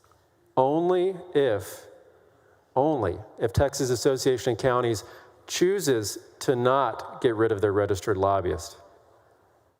Thank you for answering my question, however obliquely. In contrast, the city of Starbase, having one major economic interest holder, that one major economic interest holder, who is the richest man in the world, can hire any fat cat lobbyist they want to advocate the city of Starbase's interests in closing the beach, correct? This bill is only about public funds. It is only about public funds. It's not really about fat cat lobbyists, is it? Oh, no, it is. $100 million Let me ask you a year. another scenario. How many buildings today are currently in the 1% floodplain in the state of Texas? You got me. You'll have to enlighten me. According to the Texas flood plan released in December of 2024, right before this legislative session, more than 800,000 buildings are in the 1% floodplain. Do you know how many people work or live in the 1% floodplain? It's a lot. We look at the probable maximum loss often in Texas Windstorm Insurance Association, which, by the way, taxpayer-funded lobbyists have never helped, even though it covers every coastal county. Do you know how many people live and work in the 1% floodplain? That was the question. In the 800,000 structures, no, I do not. Actually, in the 1% floodplain, that's 2.4 million people. So, counties that were included in the disaster declaration in this most recent flood could not utilize the County Judges and Commissioners Association, which has people on staff who must register as lobbyists, to advocate their interests regarding regulation that would protect those 2.4 million people under your bill, correct? Well, I would love to say that they did good work, but they don't. They do lousy work. I represent Galveston County I'm asking since my you, first day in the House, does your bill 8 years. prevent Members, no those talking over, counties? members, no talking over each other. I'm asking for a response rather than, it was not responsive, sir. He was talking and you interrupted him. Let him finish his answer, then you can ask him another question. That's all. I will ask him the same question until he answers it, so I will try again. Under your bill, Much as Senator Menendez pointed out, the counties under the disaster declaration could not contribute to the Texas Judges and Commissioners Association, which has employees that must register as lobbyists, to advocate for the regulations to protect those 2.4 million people, correct? Only if they refuse to fire their registered lobbyists, and only if they do not primarily represent individuals like that. You have to primarily represent political subdivisions of the state, so if you represent a group of individuals, whether it's law enforcement, or police, or fire, then the bill doesn't apply. Again, thank you for answering the question that I asked, however obliquely. Now, in contrast, the businesses associated with the predominance of those 800,000 structures in the floodplain can hire as many lobbyists and fat cats as they want to advocate in this building to prevent regulation in the floodplain, can't they? There's a big difference. And the difference is you don't have to shop at those businesses and pay for their lobbyists. But if you don't like what your county is lobbying on, quit paying your property taxes and someone forecloses on your home or your business. That is forced speech, and that is the difference. You don't have a choice. You don't have a choice. So camp owners in the floodplain can lobby all day long to prevent regulations in this building, but the counties in which those camp owners are operating cannot. They're making their voice heard. We've met with many of them, Senator Eckhart. Thank you for answering my questions, The counties Senator Middleton. and the victims. Senator Colcourse, what purpose? To ask some questions of the author. You yield. I do, thank you. Let me see if I can clarify some things in this debate. And we've had this debate many times in the Texas Senate because we've passed some form of this, I believe, since it was if best recollection, 2019, when we began to pass these bills, correct? That's right. SB 29, I think, was the number. It was SB 29. I Seared think it was into my by Senator memory. Hall. And I think you carried it in the Texas House. It died on third reading, As a failed to freshman. pass third reading. Am I correct? That's right. Okay, thank you.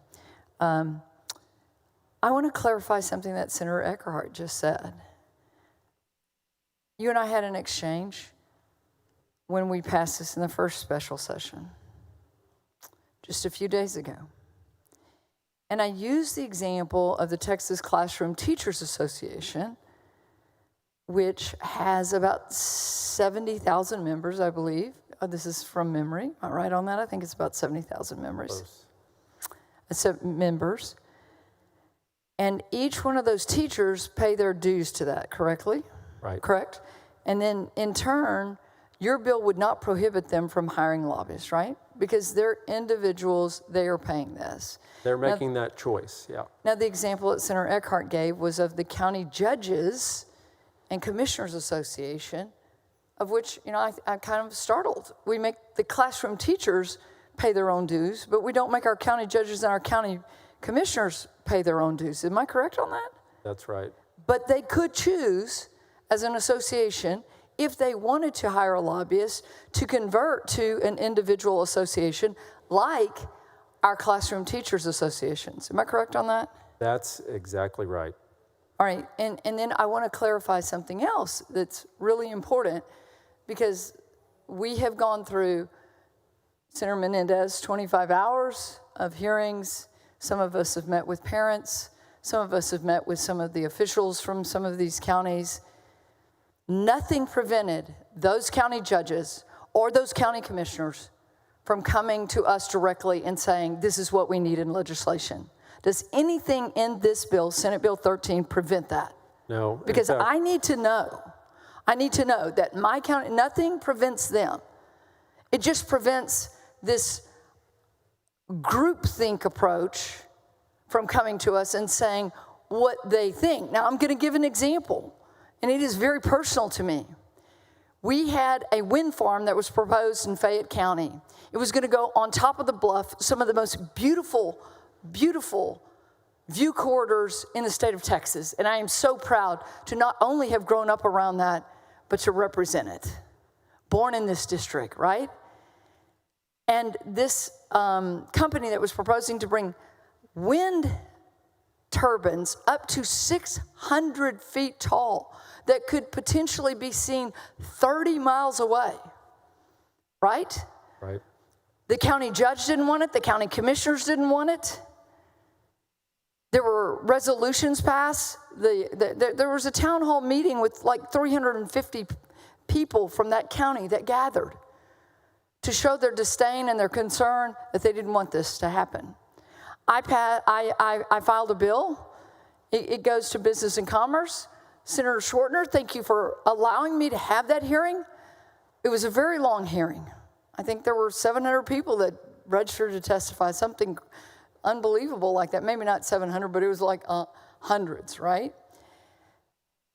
And what I found out was that the County Judges and Commissioners Association actually testified against that bill. They actually worked against the very county that I filed the bill for. Does that make sense to you? No. It does not. So nothing in this bill, I want to make sure that I'm really clear, nothing in this bill, nothing, not one word in this bill in any way prohibits a county judge, a county commissioner, a mayor, a city council person, a superintendent, a school board member from calling us and saying, this is important, can you help me file legislation, or please vote against this bill. Does anything in this bill do that? No, and in fact, I think it grows their voice in this building because they're not having to compete against like what County Judges and Commissioners Association did to lobby against them and what they wanted for the best interest of their constituents. They literally lobbied against the very county that I was trying to solve the problem for. That does not make sense. That's groupthink, right? And it wasn't good, and it wasn't, I just want to clarify that. And the last thing I want to clarify is this. In your bill, it allows the county association to track bills. And as they track bills, and I use this example on I carried a bill for the comptroller's office, and it had to do with, it was kind of a Doge bill, and we were going to get rid of a committee. And in that language, we realized that we might have been taking away some of the local control on the tobacco funds, which were very important to county commissioners. They called the Victoria County Judge. The Victoria County Judge engages with our office. Senator Sparks did the same thing because his county judges called him.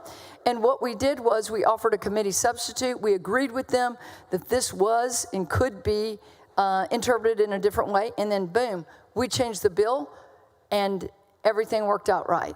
Now, in your bill, Senate Bill 13, nothing in there prevents the Texas Association of Counties from contacting a county judge to say, we think this could harm your county, this could be a local control issue.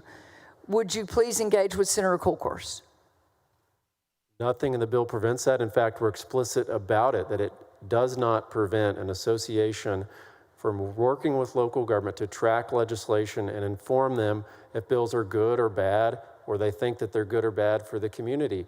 And then provide those bill alerts that we see often, in this chamber and over in the House as well, about legislation, its impact in a particular sector of our local government or particular issue that's unique to their community's needs. So it was a very eloquent way of saying nothing in this bill prevents our county judges, the association, from contacting our county judges, and our county judges in turn contacting me, which means a whole lot more that an elected official calls me, texts me, calls my chief of staff, my general counsel, and says, we got a problem here. Let me tell you something. I react a lot quicker than an association calling our office and saying we have a problem. Would you agree with that? That's exactly right. Thank you. And that's how our constitutional republic is supposed to work.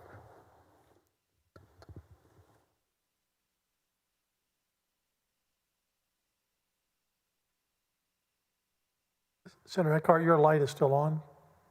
Are you finished? No problem. Senator Menendez, your light's still on. I just had a quick follow-up question because I was looking for something in the bill and I didn't see it. One swap. Do you yield? Yeah, I do. Thank you. Thank you, Mr. President. Thank you, Senator Milton. Senator Milton, I've been going through your bill, and I see the consistent use of political subdivisions, which I know is essential to the defining of who can or cannot hire lobbyists. You don't define in Senate Bill 13 what a political subdivision is like you define it in Senate Bill 8. You have political subdivision means, and you put a list of definitions there. Because in Senate Bill 8, you have open enrollment charter schools, but you don't have it over here. So what I've done is I've gone to look for the education code, and there in section 12.1058, it defines a charter school as a political subdivision for some purposes. So I guess the question is, because charter schools are using public tax dollars, and this bill is against for you not allowing publicly funded taxpayers, lobbyists, then my amendment to include charter schools in your bill, just to make it crystal clear, would be in line with what you'd like to do, is not to allow for public dollars of publicly funded lobbyists. Would that be correct? Well, I think it's already covered under the previous section in 556.055.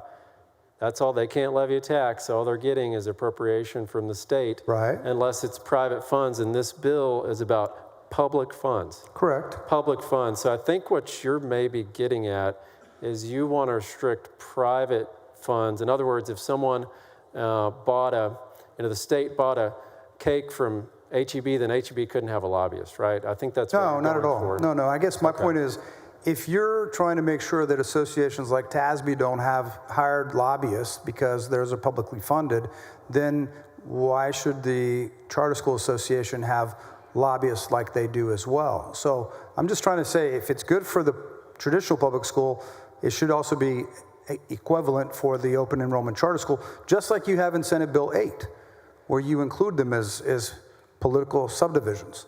And so I'm just saying, let's just be consistent in how we apply the law. And so, thank you. And we are. If we pass this as is, then neither an ISD or a charter school can spend the money that they are appropriated or acquired through taxation through INS and M&O on hiring lobbyists. Okay. Either one. So if you want them to be equally, then you should have no problem with my amendment that just makes it crystal clear that it applies to charter schools as well. Well, if it applies to private dollars, then that's expanding the class. Yeah, I don't think it applies to private schools, but thank you. We'll talk about it in a second. Thank you, Mr. President. Thank you, Senator. Secretary will call the roll on suspension. Alvarado, Betancourt, Birdwell. 18 ayes, 11 nays, rules suspended. Chair lays out in second reading. Senate Bill 13, Secretary will read the caption. Senate Bill 13, relating to the use by political subdivision of public funds for lobbying activities. Members, there's the following amendment. Secretary will read the amendment. Floor amendment number 1 by Menendez. Senator Menendez on your amendment. Thank you, Mr. President and members. Simple amendment, as you've heard, members, this would ensure that our public charter schools, open enrollment charter schools, would be included in this same taxpayer-funded lobbying ban. I believe that without it, we'd be creating a double standard, one set of rules for our traditional public schools and another for our charter schools. I think that if we're determined to tell school districts they can no longer spend any public funds in a manner they choose under this bill, then we should apply the exact same rules. And I want to make sure, because I'm having some attorneys tell me that 556.055 does not apply to charter schools because they are not a political subdivision under that section, and they are not a private entity.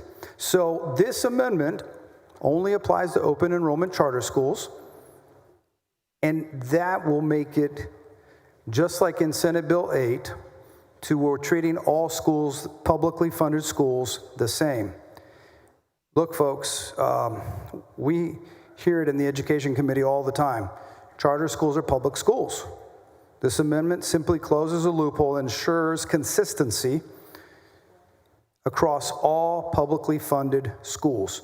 And I believe that, Senator Milton, with the passion that you have for not having taxpayer dollars used for lobbyists, that this would be something you would embrace, because this would make sure that there would be no public dollars being used against us.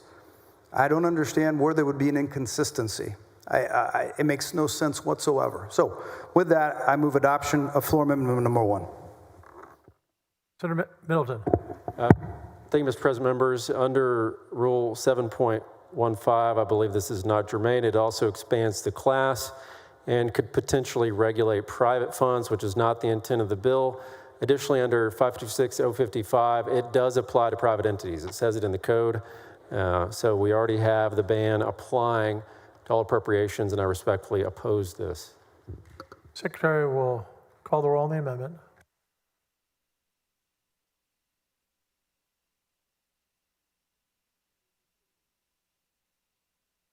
Yes. Yeah. I'm sorry, you can't interrupt the vote. I did not see your light. I didn't see your light up here. Oh, it's okay. I just had a quick question. Not while we're voting. You have to wait, we're voting. So hold on.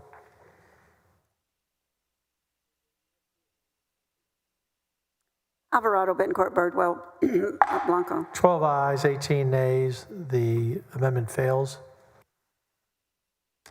Yes, Gutierrez. What purpose? Thank you, Mr. President. I was wondering, was that a point of order on the amendment, or did he oppose the amendment? I'm not sure what, because he started talking about the amendment. germaneness and whatnot. I was a little confused. Yeah, he opposed it. I don't know if he was asking for a ruling with the chair or something, but okay, thank you.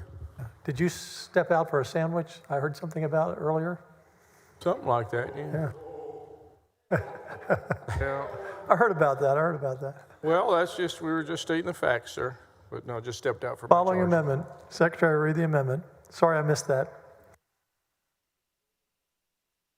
Floor amendment number 2 by Menendez. Senator Menendez on your amendment. Thank you, Mr. President. Members, this amendment is very simple.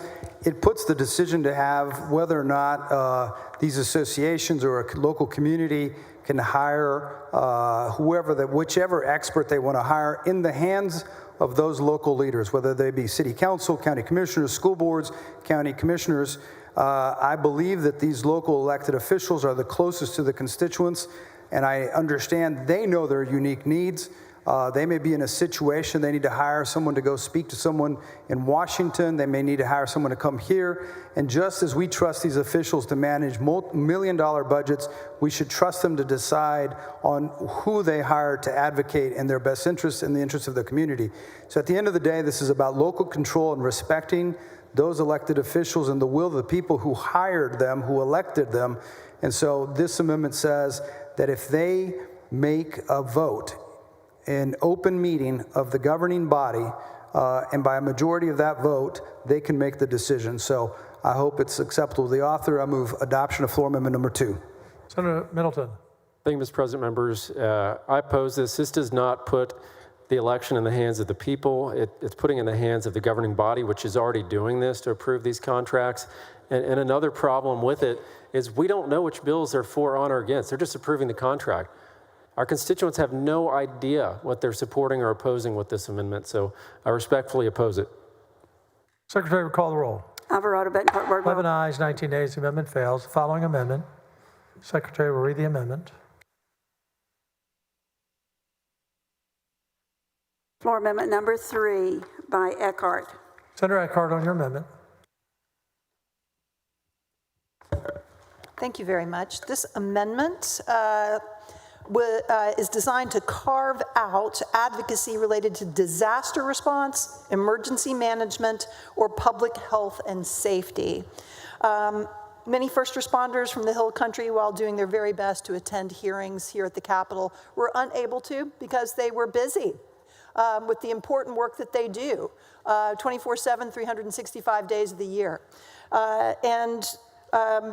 This amendment would ensure that local government personnel who are involved in disaster response, emergency management, public health, or safety are exempted from the effects of this bill, so that organizations remain comfortable coming here and sharing their perspectives and ideas without the fear that their employees or their associations will cross over the $700 a month or 15-hour per month threshold under Chapter 305 Government Code, and thereby being penalized for lobbying when they're simply trying to tell us what they're seeing and ask for help in managing what they're seeing. And Senator I Middleton. would urge adoption of floor amendment number 3. Senator Middleton. Thank you, Mr. President. Members, I respectfully oppose this. This creates a loophole the size of a Mack truck. Literally everything local government does, you could claim, is related to safety. That's what the amendment says, related to safety. So there is no more bill with this amendment, and I respectfully oppose it. Secretary will call the roll. Alvarado, Bettencourt, 11 Birdwell. ayes, 19 nays. The amendment fails. The following amendment. Secretary will read the amendment. Floor amendment number 4 by Eckhart. Senator Eckhart, on your amendment. Thank you so much, Mr. President. This amendment tweaks this bill to make sure, again, that $700 a month, 15-hour a month threshold doesn't penalize an entity that has an employee that is coming to speak directly with us, or is involved with an association that has an employee who comes to talk with us directly. I am lucky to represent a Senate district that has, that's right here in the state's capital. So Travis County elected officials can come to this Capitol building by literally just walking right up the street. But most of our districts are far away from this building. And so having an employee within those governmental entities that can travel to do the kind of advocacy, or being part of an association that can be in constant contact with our local governmental entities and in constant contact with us, so that they can spot trends across the state and let us know what those trends are, so that we can spot circumstances before they become disasters, so that we can spot circumstances before they become fiscal cliffs. So what this amendment does is it still prevents fat cat third-party lobbyists being employed by governmental entities. But what it allows is employees of the entity themselves and employees of the associations of these entities from having people who do know how these halls work, who do know who to talk to, when to talk to them, and how to inform us of what's happening across the state. And I would urge passage of the amendment. Senator Middleton. Thank you, Mr. President. Members, I respectfully oppose this. This would allow literally unlimited taxpayer-funded entertainment lobbyists, steak dinners, wine, you name it, whining and dining, everything that we don't want, our constituents don't want, because you're striking the heart of the bill, which is Chapter 305. Additionally, it allows them to lobby on budget matters, which is taxation, and we know how important that is. It's wrong that tax dollars are being spent to lobby against property tax relief and reform, and this amendment would allow that, and I respectfully oppose it. Secretary will call the roll. Alvarado, Bettencourt, Birdwell. 11 ayes, 19 nays. The amendment fails. Following amendment. Secretary will read the amendment. Floor amendment number 5 by Menendez. Senator Menendez. Thank you, Mr. President. Let's get the right place here. Here we go. Thank you, Mr. President. Members, this amendment allows the Texas Ethics Commission, TEC, which is currently the existing body responsible for regulating lobbyist activity, to maintain jurisdiction over any complaints related to violations under this bill. Again, lobbyists in Texas are already regulated, monitored, and held accountable by the Texas Ethics Commission, so I don't believe there's any need to recreate or duplicate some vague enforcement mechanisms. If the goal is transparency and accountability, we should trust the same process that oversees current lobbyist registration and ethics violations today. It's a simple amendment. I hope it's acceptable to the author. I move passage and adoption of floor amendment number 5. Senator Middleton. Thank you, Mr. President. Members, I respectfully oppose this amendment. The proper venue for this is a district court where a taxpayer right of action can be brought for any violation of this subchapter. I don't think it's a good idea to give that authority to the Ethics Commission. We need to leave that with our local district judges that are elected, and the Ethics Commission is not, and I respectfully oppose this. Secretary will call the roll. Alvarado, Bettencourt, Birdwell, Blanco. 11 ayes, 19 nays. The amendment fails. The following amendment. Secretary will read the amendment. Floor amendment number 6 by Menendez. Senator Menendez. Thank you, Mr. President. Members, this is the last amendment. This amendment simply allows us for not to interfere with existing contracts that political subdivisions have so they can remain in place until they expire. I believe that terminating contracts prematurely could lead to legal exposure, breach of contract claims, and wasting more taxpayer money. I think that it may not be constitutional to pass a law that's going to interfere with an existing contract. I believe our communities have entered these agreements in good faith, and cutting them off in midterm would be not only unfair but fiscally irresponsible. I want to avoid creating any immediate chaos and legal confusion and give our cities, counties, and school districts the time they need to responsibly transition if this bill becomes law. I believe it is a responsible amendment, and I move adoption of floor amendment number 6. Senator Middleton. Thank you, Mr. President. Members, I respectfully oppose this. This was an issue we brought up in 2019, and at the time when the bill was on the House floor, we realized many of these taxpayer-funded lobbying entities were going to seek to enter into 10-year contracts, get around the bill as a loophole, and we need to make sure that's enforced 91 days after we pass this, so I respectfully oppose this amendment. Secretary will call the roll. Alvarado, Bettencourt, Birdwell. 11 ayes, 19 nays. The amendment fails. You're recognized on passage to engrossment. Thank you, Mr. President. Members, I move passage to engrossment. Secretary will call the roll when ready.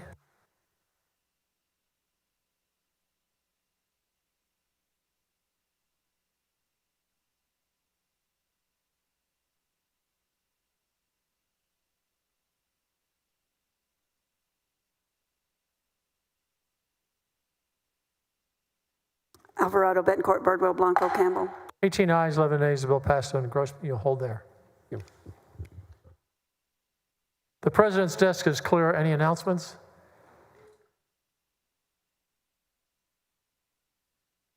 Chair recognizes the Dean of the Senate for a highly privileged motion. Thank you, Mr. President. I move that the Senate adjourn until 11 a.m. Tuesday, August 19th. Any objection? Hearing none, the Senate stands adjourned until 11 a.m. Tuesday, August 19th.